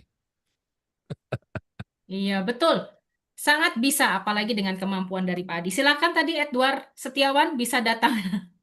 Bukan begitu maksud saya. Jadi sebenarnya gini loh, memprogram pikiran itu kan ada banyak cara gitu ya. Tidak harus kita dengan menggunakan teknologi pikiran atau ilmu hipnoterapi yang seperti yang saya praktikkan. Enggak. Coba kita lihat ya. Ini kan 3 dimensi di dalam Buddha Dhamma kan ada um, sila, samadhi, panya kan begitu. Nah, sila ini kan sebenarnya kita memprogram diri kita loh. Ya, Pancasila itu tadi kita tuh tidak membunuh, artinya kita menghargai kehidupan. Nah, kalau kita bisa konsisten berlaku lembut, kita menghargai kehidupan, lama-lama itu kan dengan repetisi tentunya ya, itu sifat-sifat baik itu akan muncul gitu loh. Dan itu akan tertanam di bawah sadar kita. Kalau mulai kecil dibilang, kamu nggak boleh loh sembarangan membunuh, nggak boleh menyiksa, nggak boleh begini. Kita mengajarkan anak ini sebuah nilai-nilai kehidupan. Itu program sebenarnya. Atau tidak melakukan tindakan asusila. Itu kan kita melatih diri kita, menguatkan bawah sadar kita untuk berlaku lurus. Kemudian tidak mengambil barang yang tidak diberikan kepada kita. Artinya kita menghargai atau mengakui hak miliknya orang lain. Jangan mengambil barang yang bukan punyanya kita. Kemudian tidak makan atau minum minuman yang bisa melemahkan kesadarannya kita. Karena kalau lemahnya kesadaran kita itu sampai terjadi, itu bahaya tuh, kita kacau tuh, ya, dan seterusnya. Nah, intinya adalah kalau kita bisa melakukan ini secara konsisten, itu programming sebenarnya. Banyak orang begini bilang, waduh, saya ini korupsi itu karena saya digoda oleh setan, ada mendengar bisikan setan. Itu salah itu. Itu sebenarnya kontrol atau kendali dirinya itu lemah, tidak terlatih atau tidak dilatih. Sehingga setelah dia itu melakukan, karena dia tidak kuat untuk mengendalikan dirinya, untuk tidak melakukan itu, dia cari kambing hitam. Selalu yang disalahkan setan, kasihan loh. Setan itu selalu salah, tidak pernah benar itu ya. Nah, kalau misalkan kita terlatih mulai kecil ya, untuk tidak mengambil barangnya orang lain, tidak melakukan tindakan asusila, ya, melanggar kemoralan, tidak membunuh, dan seterusnya, dan seterusnya. Itu pada saat misalkan contoh ada uang nih. Kita melihat ada uang itu di mejanya teman kita. Uangnya banyak nih. Dan tidak ada orang di sekitar kita. Itu akan muncul 2 pikiran loh. Pikiran yang nakal bilang, ayo diambil. Uangnya banyak. Mumpung tidak ada yang tahu, tidak ada yang lihat. Tapi ada satu pikiran lagi bilang, enggak boleh, ini melanggar sila ini. Kan katanya kan aku bertekad melatih diri tidak mengambil barang yang tidak diberikan kepadaku. Tapi yang satunya nanti ngomong begini, ya kan katanya aku bertekad. Kalau kamu ngambil berarti kan tekadmu belum kuat. Ambil aja sekarang, nanti beralasan tekadmu belum kuat. Setelah itu harus dilatih lagi, ya, itu kan nakalnya pikiran. Nah, orang yang tidak memahami ini biasanya dia ambil atau dia korupsi lah. Dan ketangkap KPK, ketahuan oleh atasannya. Dan dia bilang, saya ini tidak sadar waktu mengambil uang ini. Lah kok bisa nggak sadar gimana tuh. Jadi intinya manusia tuh tidak mau bertanggung jawab biasanya atas kesalahan yang dia lakukan dan selalu dilempar ke orang lain ya. Jadi itu, memprogram dengan cara itu. Juga bisa kita tuh nonton hal-hal yang baik. Misalkan kita mendengar ceramah Bante ya diulang-ulang lagi di mobil daripada bengong gitu, kita dengar ceramah. Bisa kita setel YouTube bisa kan? Sambil nyetir kita dengar ya, apalagi kalau perjalanan jauh. Atau kita membaca buku-buku positif seperti itu. Itu memprogram pikiran. Oke, demikian ya nih. Oke, terima kasih Pak Adi. Ya, semoga tadi yang bertanya Edward Setiawan bisa cukup jelas ya dengan jawaban yang diberikan oleh Pak Adi. Ya, sebelum kita ke pertanyaan berikutnya Pak Adi, karena dari YouTube masih ada pertanyaan lagi, saya persilahkan lagi kepada partisipan yang bergabung secara langsung di Zoom meeting ini. Bagi yang ingin bertanya secara langsung dengan narasumber kita pada malam hari ini, saya persilahkan seperti tadi bisa raise hand. Nanti silakan open kamera, mic-nya di unmute, silakan bertanya langsung ya. Saya persilahkan, sepertinya ini belum ada Pak Adi. Oke, saya beralih ke YouTube lagi ya Pak Adi. Ya, Ini ada pertanyaan dari Rusli Siridamo. Sotihotu Pak Adi, izin bertanya. Bagaimana cara melatih pikiran agar bisa tetap positif dalam menghadapi berbagai kesulitan yang datang kepada kita? Terima kasih Pak Adi. Ini dari Rusli Siridamo. Silakan Pak Adi. oke. Bagaimana kita melatih pikiran ya? Jawabannya simpel, ya dilatih. Jadi kan kita ini biasanya manusia itu punya kecenderungan akan berpikir negatif, itu biasa. Jadi memang desainnya kita manusia itu kita cenderung berpikir negatif daripada positif loh. Itu memang desainnya. Supaya apa? Supaya kita ini selamat. Jadi otak kita itu akan selalu memberikan makna negatif dulu, bukan langsung positif. Satu contoh, kita lagi jalan nih, agak gelap. Kemudian di bawah pohon itu kita melihat ada semacam kayak sesuatu yang melingkar. Itu yang muncul di pikiran tuh pasti langsung ini ular ini, bahaya ini. Jadi pikiran negatif dulu yang muncul, sehingga kita harus agak menjauh. Muncullah perasaan takut. Nah, ini adalah bentuk proteksi dari pikiran bawah sadar atau otak kita lah. Coba bayangkan kalau kita tuh positive thinking. Wah, ini mah pasti tali. Saya datangi saja ini. Saya mau lihat sendiri. Itu mah baru didekati sudah dipatok ular beneran. Mati kita itu. Jadi memang kecenderungannya kita sesuai dengan desainnya. Kita akan lebih cenderung atau lebih banyak berpikir secara negatif. Untuk bisa menjaga keselamatan kita. Misalkan lagi. Kalau misalkan Anda ditawari sebuah peluang. Ya. Kebanyakan orang yang tidak bagus kontrol dirinya, yang dilihatnya itu adalah untung aja, betul nggak? Cuan, cuan, cuan, selalu begitu. Sehingga apa? Itu kan greed, itu loba sebenarnya. Tapi kalau orang tuh pikirannya bagus, dia tuh bisa balance. Oke, untungnya apa? Risikonya apa? Itu yang balance. Nah, biasanya kita selalu akan begini, iya kalau untung, kalau rugi gimana? Kan begitu kan, orang biasa begitu, kalau rugi gimana? Kalau kita sudah terlatih, maka kita akan bisa menyeimbangkan. Oke, kita melihat perspektif kalau ini rugi seperti apa, kalau untung seperti apa. Maka saran saya adalah itu harus dilatih dan harus diamati pikiran ini. Jadi tidak serta-merta kayak ngikuti suara hati gitu. Ini kayaknya bagus ini. Itu juga hati-hati loh. Ada itu. Ini kayaknya bagus. Yakin ini bagus. Teman saya itu investasi dia trading, ya. Jadi ditawari temannya yang lain suruh ikut. Dia trading. Itu dia tidak hati-hati dan sempat katakanlah untung beberapa kali dan dia yakin hanya beberapa kali dia sudah yakin ini pasti untung. Yang terjadi adalah apa? Terlalu positive thinking. Nah, terlalu positive thinking mengakibatkan apa? Dia lupa diri. Jadi lobanya bekerja luar biasa kuat. Egonya sangat kuat. Karena dia sudah lupa diri, itu dia all in, dia masukin ini. Tabungannya dia lah, nanti dana sekolah anaknya lah masuk. Masih sempat untung. Tiba-tiba ada badai menerpa, langsung jadi buntung. Habis itu, kasihan itu. Makanya harus dilatih ya. Jadi saran saya itu. Demikian ya nih. Iya. Oke, Pak Adi, terima kasih. Ini Pak Adi masih belum ada pertanyaan lagi ya dari Zoom, mungkin masih malu-malu kucing ini ya. Oke, saya kembali ke YouTube lagi nih, Pak. Oke, ini ada pertanyaan sambungan. Bagus juga sih, Pak Adi, pertanyaannya sambung dengan pertanyaan yang tadi. Pak Adi, terlalu positive thinking bisa membuat kita lengah. Terlalu negative thinking juga bisa menghambat perkembangan kita. Nah, menurut Pak Adi, bagaimana kita bisa mendeteksi bahwa kita sudah terlalu positive thinking ataupun sebaliknya kita sudah terlalu negative thinking? Terima kasih Pak Adi. Oke, simpel kok, mudah ya.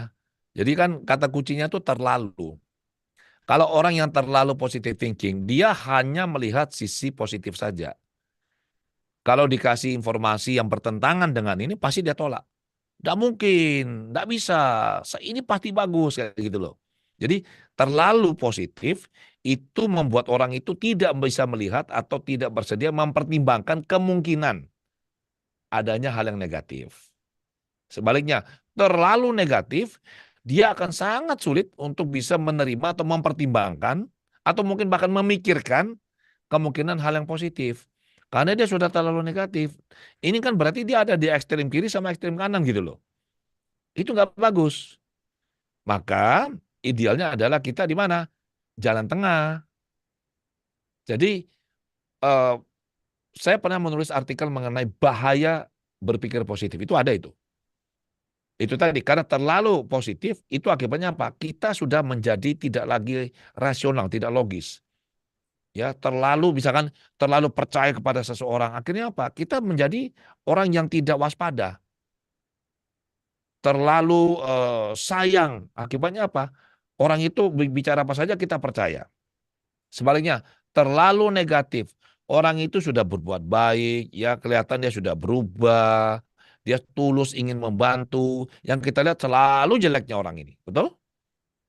Ah, nggak mungkin lah dia itu berubah, itu dia pura-pura aja itu. Lihat aja tuh, nanti dia pasti ada maksud itu. Dia pasti mau melakukan sesuatu yang buruk. Jadi kita tuh belum apa-apa sudah negative thinking.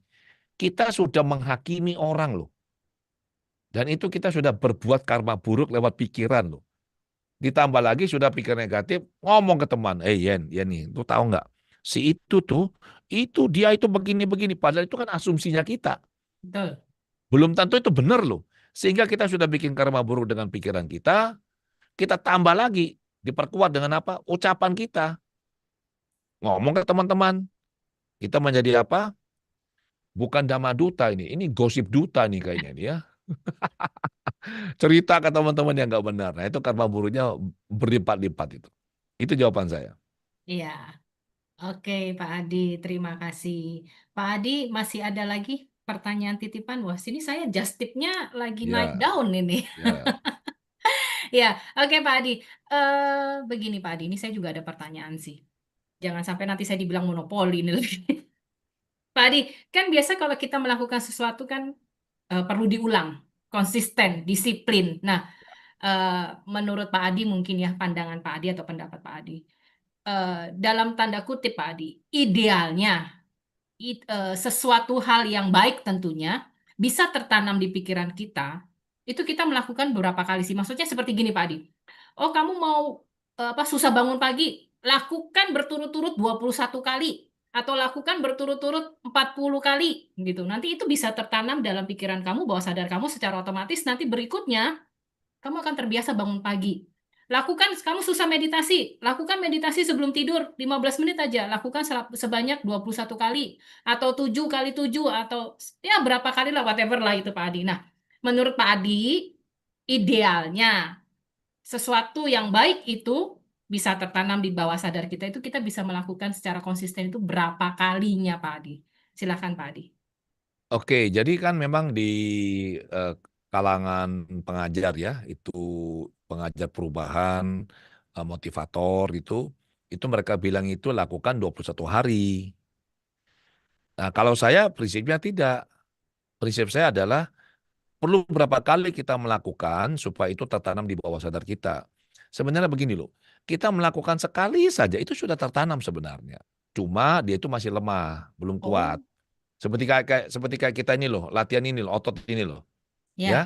Jadi untuk hal yang baik ya, itu nggak ada batasnya. Untuk hal yang baik itu lakukan konsisten setiap hari. Oh, Simple. Kalau itu hal yang baik loh, ya. konsisten lakukan. Kenapa? Semakin kita lakukan, dia semakin kuat, semakin kuat, semakin kuat. Oh, kalau mau Hmm. meditasi lakukan sebelum tidur, jangan. Kebanyakan meditabo itu tidur dia. Jadi kalau mau meditasi ya meditasi yang benar, pagi atau siang atau sore. Malam kebanyakan pasti sudah ini, tidur dia. Terus perlu nggak pengulangan? Perlu, pengulangan itu perlu. Orang yang susah bangun tidur sebenarnya simple.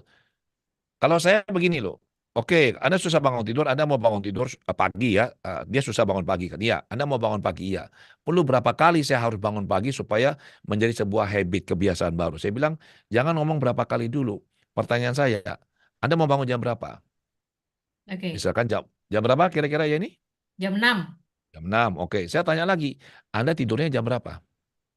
Nah, itu. Kalau Anda tidurnya tuh jam 1 malam, jam 2 malam, udahlah, nggak usah pakai teknik apapun itu. Bangun bangun paginya pasti sulit. Kenapa? Karena badan kita tuh kurang istirahat. Oke. Dia menuntut istirahat. Jadi kalau Betul. Anda mau bangunnya jam 6 pagi, ya kita hitunglah kira-kira orang tidur itu 7-8 jam lah idealnya ya. Berarti katakanlah Anda tidur jam berapa? Jam 10. Nah kalau dia jam 10 sudah tidur, tapi tidur beneran loh ya, jangan sambil baring-baring terus scroll-scroll lagi tuh, lihat-lihat TikTok, itu nanti jam 1 baru HP dimatikan. Tidak. Kalau Anda jam 10 tidur, jam 6 bangun, Anda punya waktu istirahat yang cukup. Sehingga untuk Oke. bangun pagi itu jauh lebih mudah Oh, dibandingkan waktu tidurnya kurang. Kecuali ada orang yang memang punya kebiasaan, dia itu sulit sekali bangun pagi walaupun tidurnya sudah lama. Nah, kalau seperti ini barulah kita perlu cari tahu ada apa sebenarnya. oke. Seperti Berarti itu. balik lagi ke itu ya Pak, di awal tadi bahwa keinginan kita juga termasuk realistis apa tidak, begitu ya. Iya dong. Betul. Seperti tadi saya katakan bahwa, oh Pak Adi, saya kepengen bisa setiap hari itu bangun pagi jam 6. Tapi Pak Adi kan balik lagi ke pertanyaan kepada saya. Kamu tidurnya malam jam berapa? Nah, Yes. seolah-olah kan saya tidak terpikir ke arah sana Pak Adi. Pokoknya saya cuma terpikir, saya mau setiap hari bisa bangun pagi jam 6 dengan gampangnya. Tapi saya tidak berpikir bahwa, oh, saya malam sebelumnya itu tidur jam berapa gitu kan. Seperti Ya. seolah-olah nonsen gitu loh. Saya menginginkan bangun jam 6 pagi, tapi ternyata saya membikin sebab tidurnya pagi jam 1 jam 2, malah berkeinginan bangun pagi. Jadi seolah-olah sebabnya tidak saya bikin dulu begitu. Ya Oke, justru oke Pak nanti Adi. justru begini, kalau misalkan ya orang itu dia maunya bangun pagi jam 6, tapi istirahatnya kurang dan dia memaksakan dirinya harus bangun pagi, mungkin 1-2 kali dia kuat lah, mungkin seminggu dia kuat, dia lakukan ini 1 bulan, 21 hari dia lakukan begini, jebol loh badannya itu, karena dia tuh Oke, kurang tidur, badannya capek.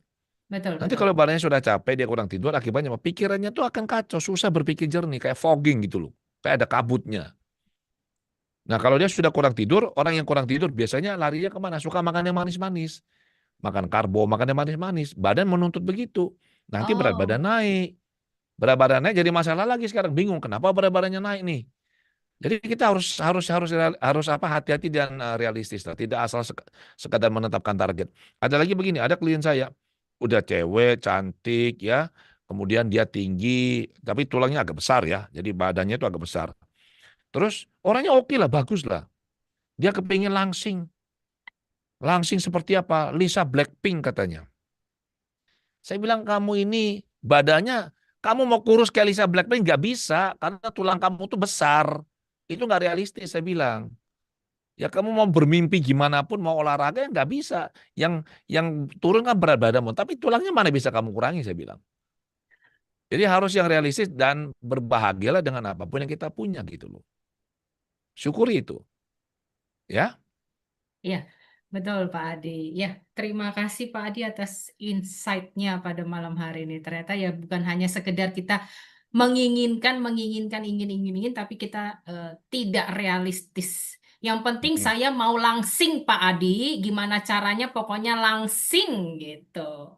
Oke, Pak Adi, sebelum saya kembali lagi kepada justipan pertanyaan saya, kembali saya persilahkan kepada Ibu Bapak yang bergabung di Zoom meeting ini.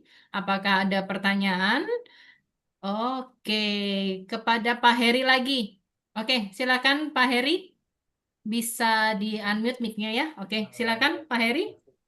Ya. Langsung saja Pak, saya ingin langsung bertanya, ini apakah dari pikiran atau alam bawah sadar? mengapa ya orang memiliki pandangan kekekalan dan ketidakkekalan? Misalnya, kalau kekekalannya itu tentang keburukan orang kekal.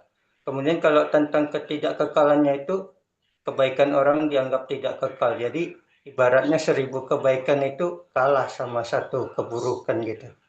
Kenapa bisa begitu ya, Pak? Oke. Ya kalau ditanya kenapa bisa begitu, jawabannya sangat bisa. Jadi itu kan bergantung pada kualitas input, kualitas isi yang kita masukkan ke dalam pikiran kita. Jadi kalau orang itu dia bergaul atau dia berada di dalam sebuah kelompok atau dia diajarkan bahwa ya orang itu seperti ini, kebaikan seperti itu kan sebenarnya konsep-konsep yang dimasukkan ke dalam dirinya dia. Bergantung sebenarnya dia belajar apa dan dia belajarnya itu dengan siapa, terus bagaimana dia memahami apa yang dia pelajari. Jadi kalau misalkan oke, kita memahami bahwa tidak ada yang kekal di semesta alam ini. Ini kan sebuah pemahaman yang kita harus pelajari. Atau misalkan ya namanya kalau orang berbuat baik, ya dia berbuat baik. Selesai. Apakah perbuatan baiknya itu akan sifatnya kekal? Ya enggak. Ya selesai dia berbuat baik, ya sudah. Akan tetapi tentu buah dari kebaikan itu pasti dia akan dapat gitu loh. Sebaliknya kita juga kalau kita tuh berbuat negatif, ya kita tahu buah dari kebaikan hal negatif itu juga pasti akan kita alami dan kita dapatkan. Itu buah karmanya kan. Jadi itu bergantung kepada kita belajarnya apa. Jadi saya menyarankan ya, jadi gini loh, em, sila samadhi panya. Kita mulai dengan sila. Kemudian sila itu kan mengenai bagaimana kita harus kita hidup ya, hidup yang selaras dengan nilai-nilai kebaikan yang sifatnya universal itu sila. Kemudian samadhi itu bagaimana kita melatih pikiran kita, oke, mengendalikan pikiran kita, memahami pikiran kita. Jadi konsentrasikan samadhi. Kemudian yang terakhir adalah panya, bagaimana kita mengembangkan kebijaksanaan. Nah, kebijaksanaan ini tidak muncul dengan tiba-tiba loh. Kebijaksanaan itu adalah hasil dari pengembangan batin. Jadi kalau orang yang misalkan tidak pernah belajar itu sulit sekali tiba-tiba dia menjadi orang yang bijaksana. Kecuali kalau dia itu mungkin ya di kehidupan sebelumnya dia memang adalah orang yang mendalami hal-hal seperti ini atau dia sudah punya pemahaman yang sangat tinggi. Tapi umumnya kita manusia kita harus belajar. Apalagi kalau misalkan kita baru mengenal Buddha Dhamma ya, baru tahu juga belum mendalami. Satu contoh ya, satu contoh.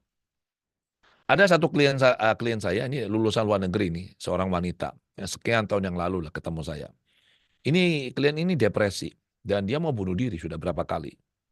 Kemudian dia datang ke saya. Ini pintar sekali, wanita ini pintar, umurnya baru 30 tahun, pintar sekali. Dan saya tanya, "Kenapa kok kamu begini?" Dia bilang, "Pak Adi, saya ini suka spiritual ya. Saya ini baru-baru ini saya belajar agama Buddha bagus. Apa yang kamu pelajari?" Saya itu belajar, Pak. Dan saya itu menyadari bahwa life is suffering. Maksudnya, saya bilang, hidup penuh dengan penderitaan. Saya bilang, oke, terus? Ya makanya saya menderita, Pak. Nah, ini saya bilang, belajarnya setengah-setengah ini. Saya bilang, Anda bilang life is suffering, kan? Tapi kamu tidak belajar yang lain gitu loh. Kan penderitaan itu ada sebabnya. Nggak muncul tiba-tiba, saya bilang. Kan saya bilang, ajaran agama Buddha itu apa? Kan ada 4 ini. Kan satu apa? Adanya duka, benar nggak? Kemudian duka itu pasti ada sebabnya, nggak mungkin muncul tiba-tiba. Nah kalau sebabnya diketahui, bisa kita padamkan nggak dukanya? Bisa. Kemudian yang keempat apa? Cara memadamkan duka ini, penderitaan ini dengan jalan mulia berunsur 8. Pandangan benar, pikiran benar, ucapan benar, tindakan benar, mata pancaran benar, betul? Upaya benar, kayak begitu kan? Sampai ke samadhi yang benar. Nah saya bilang, apakah Anda juga mendalami jalan mulia berunsur 8? Tidak, Pak. Pokoknya saya tahu life is suffering. Ya sudah, sufferlah kamu, saya bilang. Nah, kebijaksanaan ini harus ditumbuhkan dengan kita belajar yang benar gitu loh. Jadi paham ya? Oke, demikian ya nih. Ya, oke Pak Adi. Terima kasih atas jawabannya. Semoga Pak Heri juga merasa terjawab sudah ya pertanyaannya. Pak Adi, izinkan kembali saya kembali kepada just tip pertanyaan Pak Adi. Ini ada pertanyaan titipan juga. Selamat malam Pak Adi. Seberapa jauh pikiran sangat dipengaruhi oleh lingkungan kita? Oke, sangat jauh. Seberapa jauh Pak Adi? Jauh sekali. Jadi begini, pikiran yang tidak terkendali itu sangat mudah dipengaruhi oleh lingkungan. Pikiran yang sangat terkendali sangat sulit dipengaruhi oleh lingkungan. Jadi kuncinya itu. Oke, saya sedikit sharing mengenai pergeseran matriks ya. Matriks kehidupan. Kita punya 5 matriks ini. Ada pergeseran ya. Jadi matriks itu adalah sebuah sumber daya, sebuah situasi, sebuah lingkungan. Sesuatu yang memberikan kehidupan itu matriks. Jadi matriks pertama itu kita adalah kandungannya ibu kita. Jadi saat kita sebagai janin, itu kita ada di matriks kandungan. Kita diberi makan, kita bertumbuh ya, berkembang dari sel akhirnya menjadi manusia dan sampai waktunya kita dilahirkan. Matriks pertama adalah kandungan ibu. Matriks kedua setelah kita lahir adalah ibu itu sendiri. Ibu kita itu adalah matriks yang kedua yang memberikan kita penghidupan, merawat kita, menjaga kita, memberi makan dan seterusnya dan seterusnya. Matriks ketiga itu adalah lingkungan yang kita yang lebih besar. Setelah kita lebih besar, sudah remaja itu matriksnya kita lingkungan kita. Setelah kita dewasa, matriks yang keempat itu adalah ini, masyarakat luas. Jadi kita bergeser ini. Dan matriks yang tertinggi yang orang sulit sekali masuk itu adalah matriks kelima, yaitu apa? Pikirannya sendiri. Jadi orang kalau misalkan ada kendala saat dia di matriks pertama, dia akan pindah ke matriks kedua itu sulit sekali. Pasti ada masalah. Kalau di matriks kedua itu ada kendala, dia mau pindah ke matriks ketiga, ya itu akan sulit.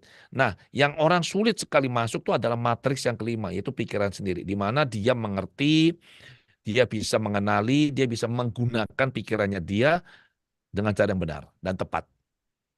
Jadi kalau kita sudah bisa bergeser masuk ke matriks kelima, dengan belajar, kita meditasi, mengembangkan kebijaksanaan, meningkatkan kesadaran, dan seterusnya, maka lingkungan itu sebenarnya tidak lagi bisa mempengaruhi diri kita kalau kita tidak mengizinkan.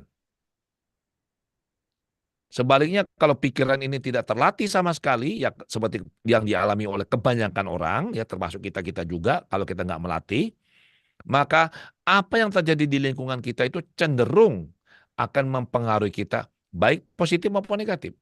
Jadi kita tuh kayak nggak punya pendirian gitu loh. Ya kalau ada negatif kita ikut negatif. Ada yang positif, oke ikut positif. Jadi seperti kayak orang pelin-pelan, nggak punya pendirian. Satu contoh misalkan kayak kondisi dunia sekarang ini, kondisi geopolitik, geososial ini. Ada beberapa teman saya bilang gini, waduh gimana ini? Dolar sudah naik 17.400-an kalau nggak salah ini, sudah 17.400-an. Terus minyak naik sekian, emas begini. Terus gimana ini? Saya tanya, emangnya kamu beli dolar? Enggak lah, ngapain kamu kepo? Saya bilang, ngapain pusing gitu loh. Kamu nggak beli dolar kok. Ya tapi minyak naik. Emangnya kamu naik mobil apa? Mobil mewah atau enggak? Ya sudah nggak usah pusing. Biar aja orang-orang yang punya mobil mewah yang pusing. Itu kan bukan urusan kamu. Ngapain kamu ikut-ikut? Waduh Pak Adi, ini emas naiknya luar biasa. Memangnya kamu beli emas? Enggak, ya sudah, ngapain kamu ikut pusing gitu loh. Jadi hal-hal yang tidak perlu kita urusin, kita urus. Mengapa? Karena pikirannya tidak terkendali. Pikirannya kepo. Demikian. Oke, benar betul Pak Adi. Kadang juga mungkin kalau istilah gaulnya ya Pak Adi, kita tuh jadi FOMO Pak Adi. Kalau kita tidak mengikuti suatu tren tertentu, kita tuh dibilang ketinggalan zaman Pak Adi. Kurang gaul, nggak keren gitu loh. Apalagi sekarang 2026 gitu loh. Kalau kita nggak ngikut-ngikut, wah rasanya kurang keren Pak Adi. Nah, jadi kita itu seperti terbawa tren yang ada gitu. Entah itu baik, positif ataupun apa ya istilahnya itu jelek atau apapun lah. Yang penting kita ikut dulu dah gitu. Kita mengikuti tren yang ada. Nah, sepertinya begitu sih Pak Adi. Nah, Pak Adi, waktu sepertinya terus berjalan ya, tidak bisa saya hentikan. Pak Adi, izinkan saya the last question titipan ini Pak Adi. Just tip Oke, lagi Pak Adi. silakan. Selamat malam Pak Adi. Pak Adi, tolong share tipsnya dong Pak Adi. Bagaimana dalam waktu 24 jam dalam sehari ini kita bisa mengatur atau memanajemen agar balance seimbang antara duniawi dan spiritual. Terima kasih Pak Adi. Oke, saya beritahu ya, tidak ada yang namanya manajemen waktu, tidak ada. Salah itu. Time management itu nggak pernah ada. Yang adalah self management. Jadi yang kita bisa atur hanyalah diri kita sendiri. Oke. Jadi ini kita mulai dari sini dulu. Jadi saya tidak mau ikut-ikut orang. Kalau orang kan bilang, wah ini kita harus gimana ngatur waktu nih. Kalau bisa waktunya kalau bisa ya, sehari itu 27 jam. Supaya cukup. Nanti kalau dikasih 27, kurang lagi itu. Kalau bisa 30 jam gitu loh. Jadi saya menyatakan bahwa tidak ada yang namanya manajemen waktu. Tidak pernah ada. Karena waktu tidak bisa diatur. Suka nggak suka, the clock is ticking. Waktunya akan terus jalan. Betul? Betul. Betul, betul. Yang bisa kita atur hanyalah diri kita sendiri. Oke. Selalu. Nah, sekarang bagaimana supaya kita bisa balance antara duniawi dan spiritual? Tentu kita perlu membuat goal yang jelas. Misalnya, kalau soal duniawi jelas lah, kita kerja, betul nggak? Kita punya kesibukan, uh, bangun bisnis, cari income, itu oke lah, itu duniawi misalkan ya. Tapi yang spiritualnya bagaimana? Nah, spiritual ini juga harus dijelaskan dulu definisinya. Saya tidak memandang, ya maaf ya, saya tidak memandang bahwa dengan kita itu setiap minggu ke vihara, kemudian tiap hari baca parita, kemudian itu uh, namaskara di depan patung Buddha, itu adalah hal yang sifatnya mutlak spiritual. Saya tidak memandang seperti itu. Oke. Itu adalah ritual. Betul. Hal-hal yang kita lakukan sebagai langkah awal untuk bisa mencapai level spiritual yang bagus. Nah, spiritualitas ini dalam pemahaman saya ya, itu terlihat dari perkembangan batin. Jadi kita bisa saja pergi ke wihara setiap minggu, tetapi batin kita ini masih banyak kilesa gitu loh. Banyak kemarahan, banyak kebencian, ya nggak suka sama ini, nggak suka sama itu, gosip sini, gosip sana. Di depan Dhamma Duta bicara, di belakang gosip duta juga bicara. Ya, sama-sama dutanya tapi beda. Jadi ritual itu kelihatan kok. Ritual itu terlihat dari bagaimana batin kita berkembang. Berkurangnya kilesa itu spiritual. Kita menjadi orang yang lebih bijaksana, lebih penuh kasih, batin lebih seimbang, tidak menghakimi orang lain, ya, bisa merasakan simpati bagi orang lain, bukan empati ya, simpati. Kemudian kita bisa ya melakukan hal-hal yang baik. Oke, dan melakukan hal-hal yang baik itu bukan sekadar karena ini adalah perintah atau permintaan. Misalkan kita ini berdana kepada orang, kita menyumbang. Menyumbang adalah sebuah perbuatan baik, benar nggak? Berdana. Tapi kalau berdana dengan harapan mendapatkan imbalan karma baik, bagi saya itu tidak spiritual. Oke. Berdana yang dilakukan dengan kesadaran bahwa saya sekarang ini melatih diri saya untuk melepas kemelekatan terhadap materi yang saya punya ini, ya, dengan harapan ini bisa membantulah sesama atau siapapun yang kita bantu. Dan kita sudah nggak perlu mikir lagi ini ada karma atau tidak, nggak usah. Itu otomatis ada, tercatat itu. Jadi nggak usah mikir, sudah itu pasti ada. Nah bagi saya itu spiritual. Jadi melakukan sesuatu bukan karena pamrih, tapi karena kesadaran. Kita melepas dari hal-hal yang sifatnya kasar, materi. Kemudian kita meningkat ke hal-hal yang lebih halus. Perasaan, kemelekatan terhadap teman, kemelekatan terhadap emosinya kita sendiri. Nah itu. Kenapa orang nggak bisa memaafkan? Karena dia punya kemelekatan yang kuat terhadap emosinya. Itu dia melekat. Nah, kalau kita bisa mencapai level ini, batin berkembang, kita menjadi orang yang lebih bijaksana, lebih tenang, lebih adem bawaannya. Kemudian kita ini orang bisa merasakan itu saat kita hadir di antara mereka, mereka bisa merasakan ini orang membawa vibrasi positif, ucapannya itu bernas, ya, tidak nusuk sini nusuk sana. Dia itu memberikan manfaat, pikirannya positif, ucapannya baik, tindak tanduknya baik. Nah itu kalau bagi saya itulah sebenarnya manifestasi dari spiritualitas yang benar. Nah, sekarang bagaimana menyeimbangkan? Ya kita perlu menetapkan target. Oke, misalkan pagi kita meditasi, kemudian entah kita belajar, kasih waktu untuk me time kita belajar, baca buku kah, kita mendengar ceramah Bante kah, datang ke wihara kah, ya. Intinya kita melatih diri. Dan melatih diri kan tidak harus spesifik di satu tempat tertentu kan. Dalam kita berinteraksi dengan masyarakat, dengan orang-orang di lingkungan kita, itu kesempatan kita melatih diri itu sebenarnya, ya kan? Kita belajar ini, wah kayak kayak dulu kalau zaman saya dulu masih kecil itu ada film Warner Bros itu cerita film-film Shaolin itu, wah itu jagonya belajar, wah nanti setelah dia belajar dia melewati ini berapa 18 arahat, wis itu jago-jago bela diri. Setelah dia bisa lewat dari gerbang itu barulah dia dinyatakan selesai dan boleh turun gunung. Wis. Nah, dia berlatih di kuil itu, kuil Shaolin itu adalah sebenarnya belum apa-apa itu. Dia baru melatih diri. Tapi praktik sesungguhnya itu adalah saat dia terjun ke masyarakat. Sama dengan Oh, kita. Kita duduk meditasi, kita dengar ceramah Bante, kita ini baca buku.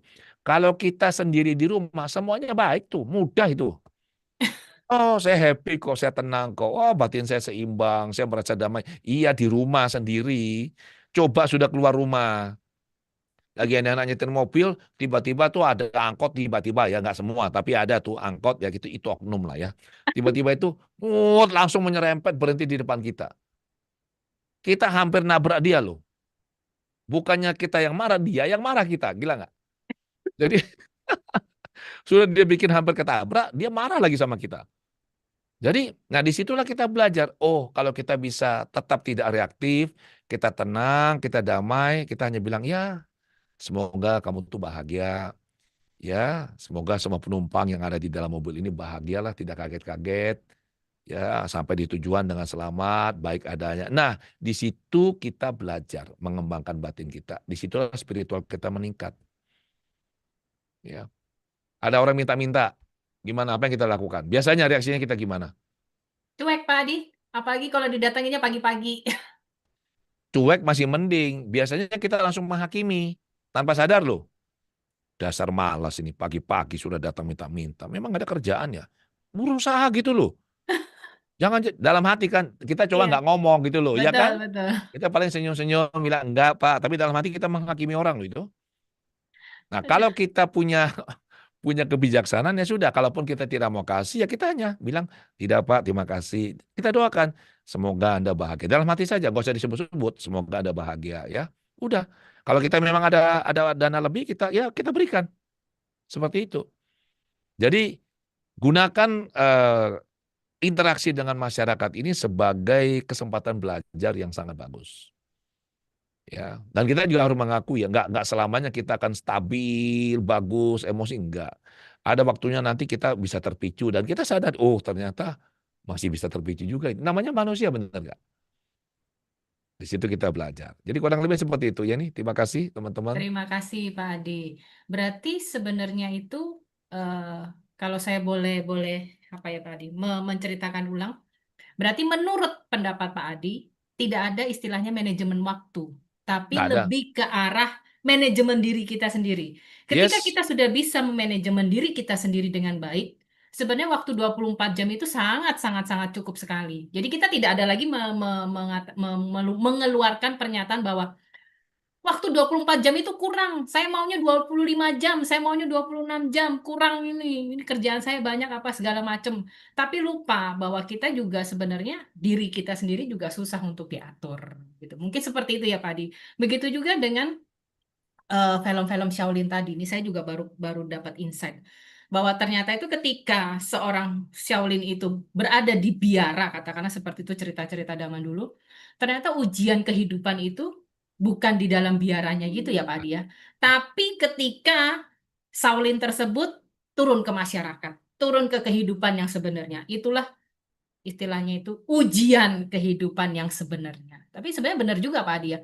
Ketika kita berada di rumah seperti saya sekarang, saya kan tinggal sendiri karena berjauhan dari orang tua. Ketika saya di rumah saya sendirian ya saya fine-fine aja, happy-happy aja, nggak ada yang ganggu saya, nggak ada yang nyenggol saya, nggak ada yang Betul, ngata-ngatain saya. Tapi ketika betul. saya sudah keluar dari pintu mau antri lift, ada yang nyerobot, mau keluar dari Nah, parkiran, ada tuh, yang langsung nyerobot pakai klakson tantin-tantin. Nah, itulah ujian saya. Tapi kalau saya sudah di dalam apartemen saya, bodo amat saya mau ngapain. Karena saya sendirian Pak Adi, bener. betul, Karena saya betul. sendirian, jadi nggak ada yang nyenggol saya, nggak ada yang ganggu saya, ya saya fine-fine aja. Tapi begitu saya sudah keluar dari pintu rumah, itulah ujian kesabaran saya yang sebenarnya. Sekedar antri lift aja, itu kadang kalau saya lagi bad mood Pak Adi, orang ini ya seperti walaupun kata Pak Adi, ya walaupun di dalam hati ya Pak Adi, tapi tetap jengkelnya itu, gitu. Saya sudah antri-antri sabar gitu, kok malah diserobot begitu ya. Ya, Itulah ujian kehidupan yang sebenarnya Pak Adi. Terima kasih Pak Adi oke. insight-nya yang sangat luar biasa sekali. Semoga nanti dalam waktu dekat kita bisa bertemu lagi Pak Adi. Yes. Ya Pak Adi, karena waktu terus berjalan juga, sudah larut juga pukul 20.45. Pak Adi, saya akhiri, mohon izin saya akhiri Terima sesi kasih. tanya jawab pada malam hari ini. Semoga nanti ke depannya Pak Adi berkenan lagi untuk hadir dan Siap. saya berkesempatan lagi untuk menjadi moderator. Pak Adi sangat luar biasa sekali karena dari perbincangan kurang lebih sekitar 1,5 jam ini banyak sekali informasi-informasi pengetahuan baru yang saya dapatkan dari Pak Adi. Terima Pak Adi, kasih. izin silakan Pak Adi untuk memberikan closing statement pada malam hari ini. Silakan Pak Adi. Oke, kalimat singkat saja.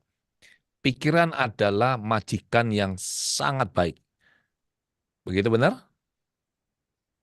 Pikiran adalah majikan yang sangat baik. Hati-hati bukan.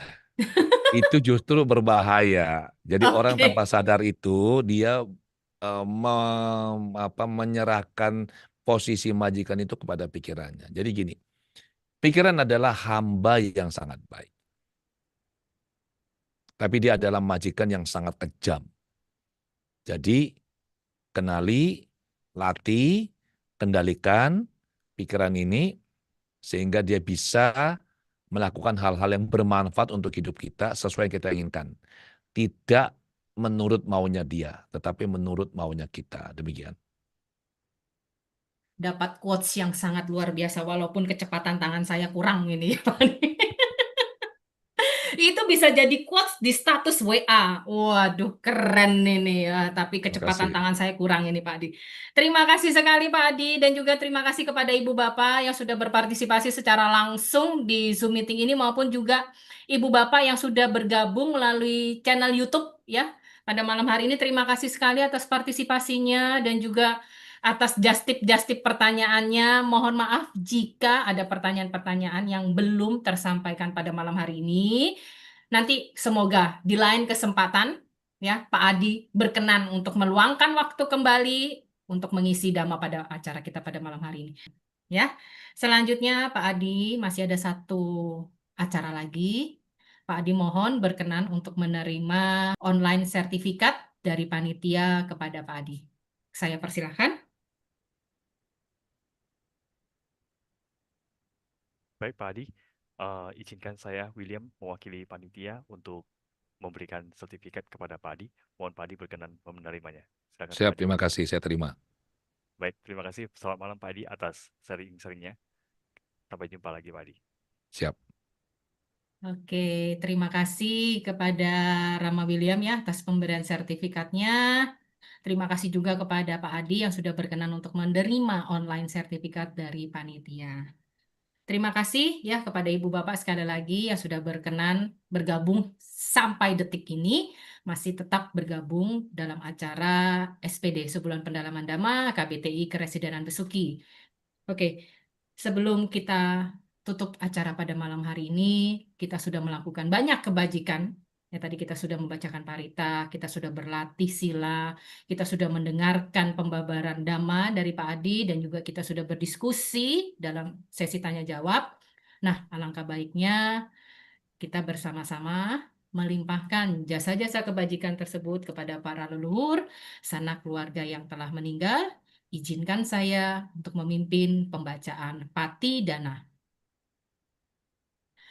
Handamayang patidanang karo amase punya sida nikatasa yananya nikata nime te sanca bhagino hontu satananta pamanaka ye piya gunawanta ca mahyang mata pita dayo Dithame capya dithawa anye majata werino satati tanti lokasming te bhumma catuyonika pance kacatuwo kara sangsaranta bhawa bhawe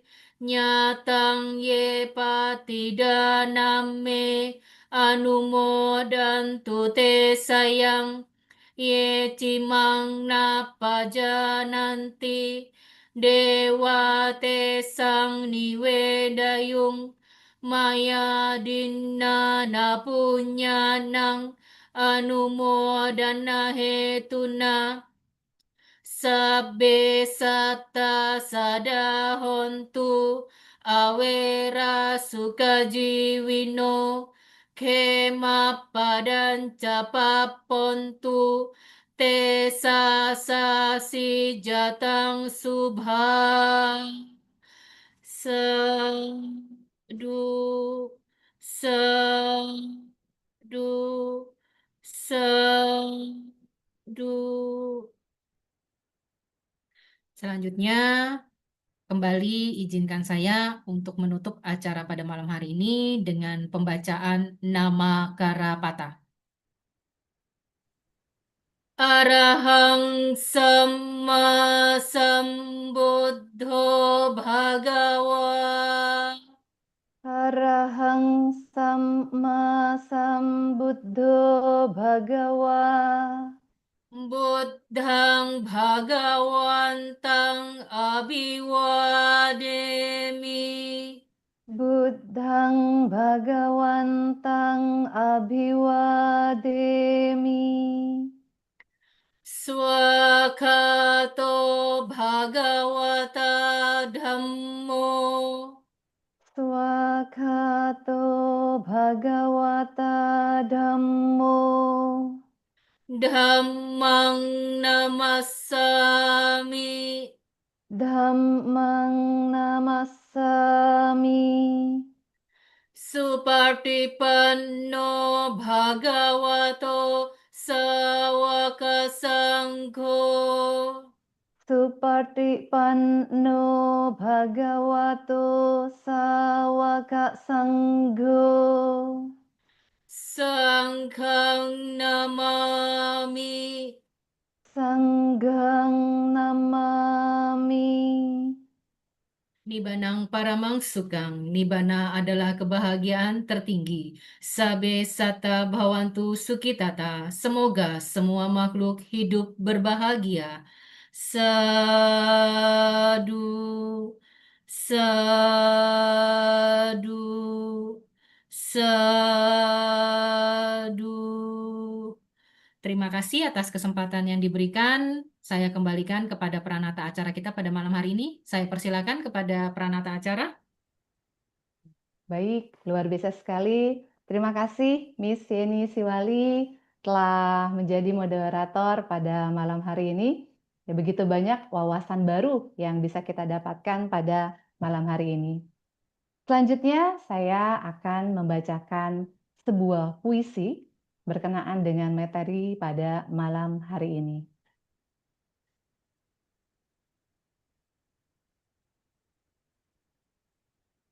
Sukses dan bahagia karena pikiran.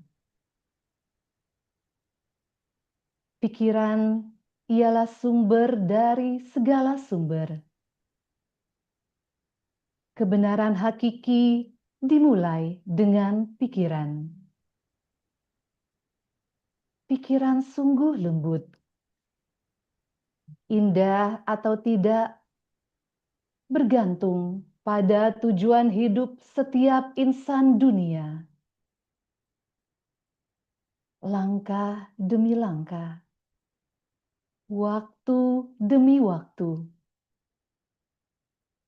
hidup kian hari kian indah. Kala kita berbuat kebajikan, bermanfaat pada sesama. Keberhasilan dalam kehidupan ialah kala kita semakin bahagia. Kian hari, kian bahagia. Kian hari, kian mulia. Menggapai mimpi indah dalam hidup, menuju tujuan hidup tiap individu. Semoga kesuksesan dalam setiap langkah kita menuntun kita ke jalan kebahagiaan. Semoga kebahagiaan tertransformasi, bersumber pada pikiran agung nan indah. Semoga kesuksesan dan kebahagiaan dapat terwujud dalam keindahan hidup yang bersinergi dengan pikiran baik nan luhur. Demikian puisi yang dibuat oleh tim SPD Dhamma Sakaca Online pada malam hari ini. Ibu bapak saudara-saudari yang berbahagia, selanjutnya ada beberapa pengumuman yang akan kami sampaikan kepada tim. Bisa ditampilkan untuk slide pengumumannya. Kepada ibu bapak yang ingin berdonasi untuk kegiatan Dhamma Sakaca Online, disilahkan. Besok, SPD episode ke-9, kami harapkan kehadirannya, Ibu Bapak, Saudara-saudari.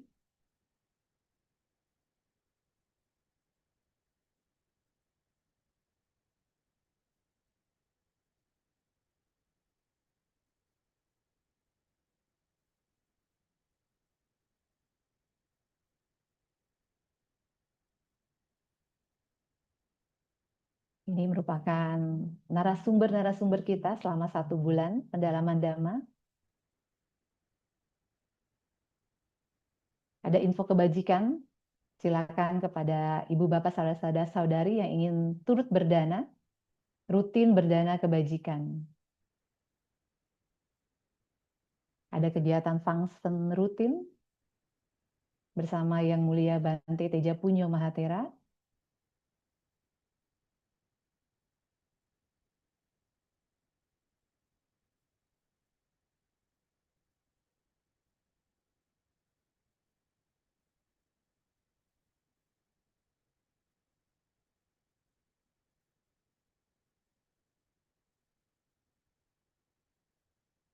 Kita juga bisa mendapatkan info update kumpulan jadwal Dhamma online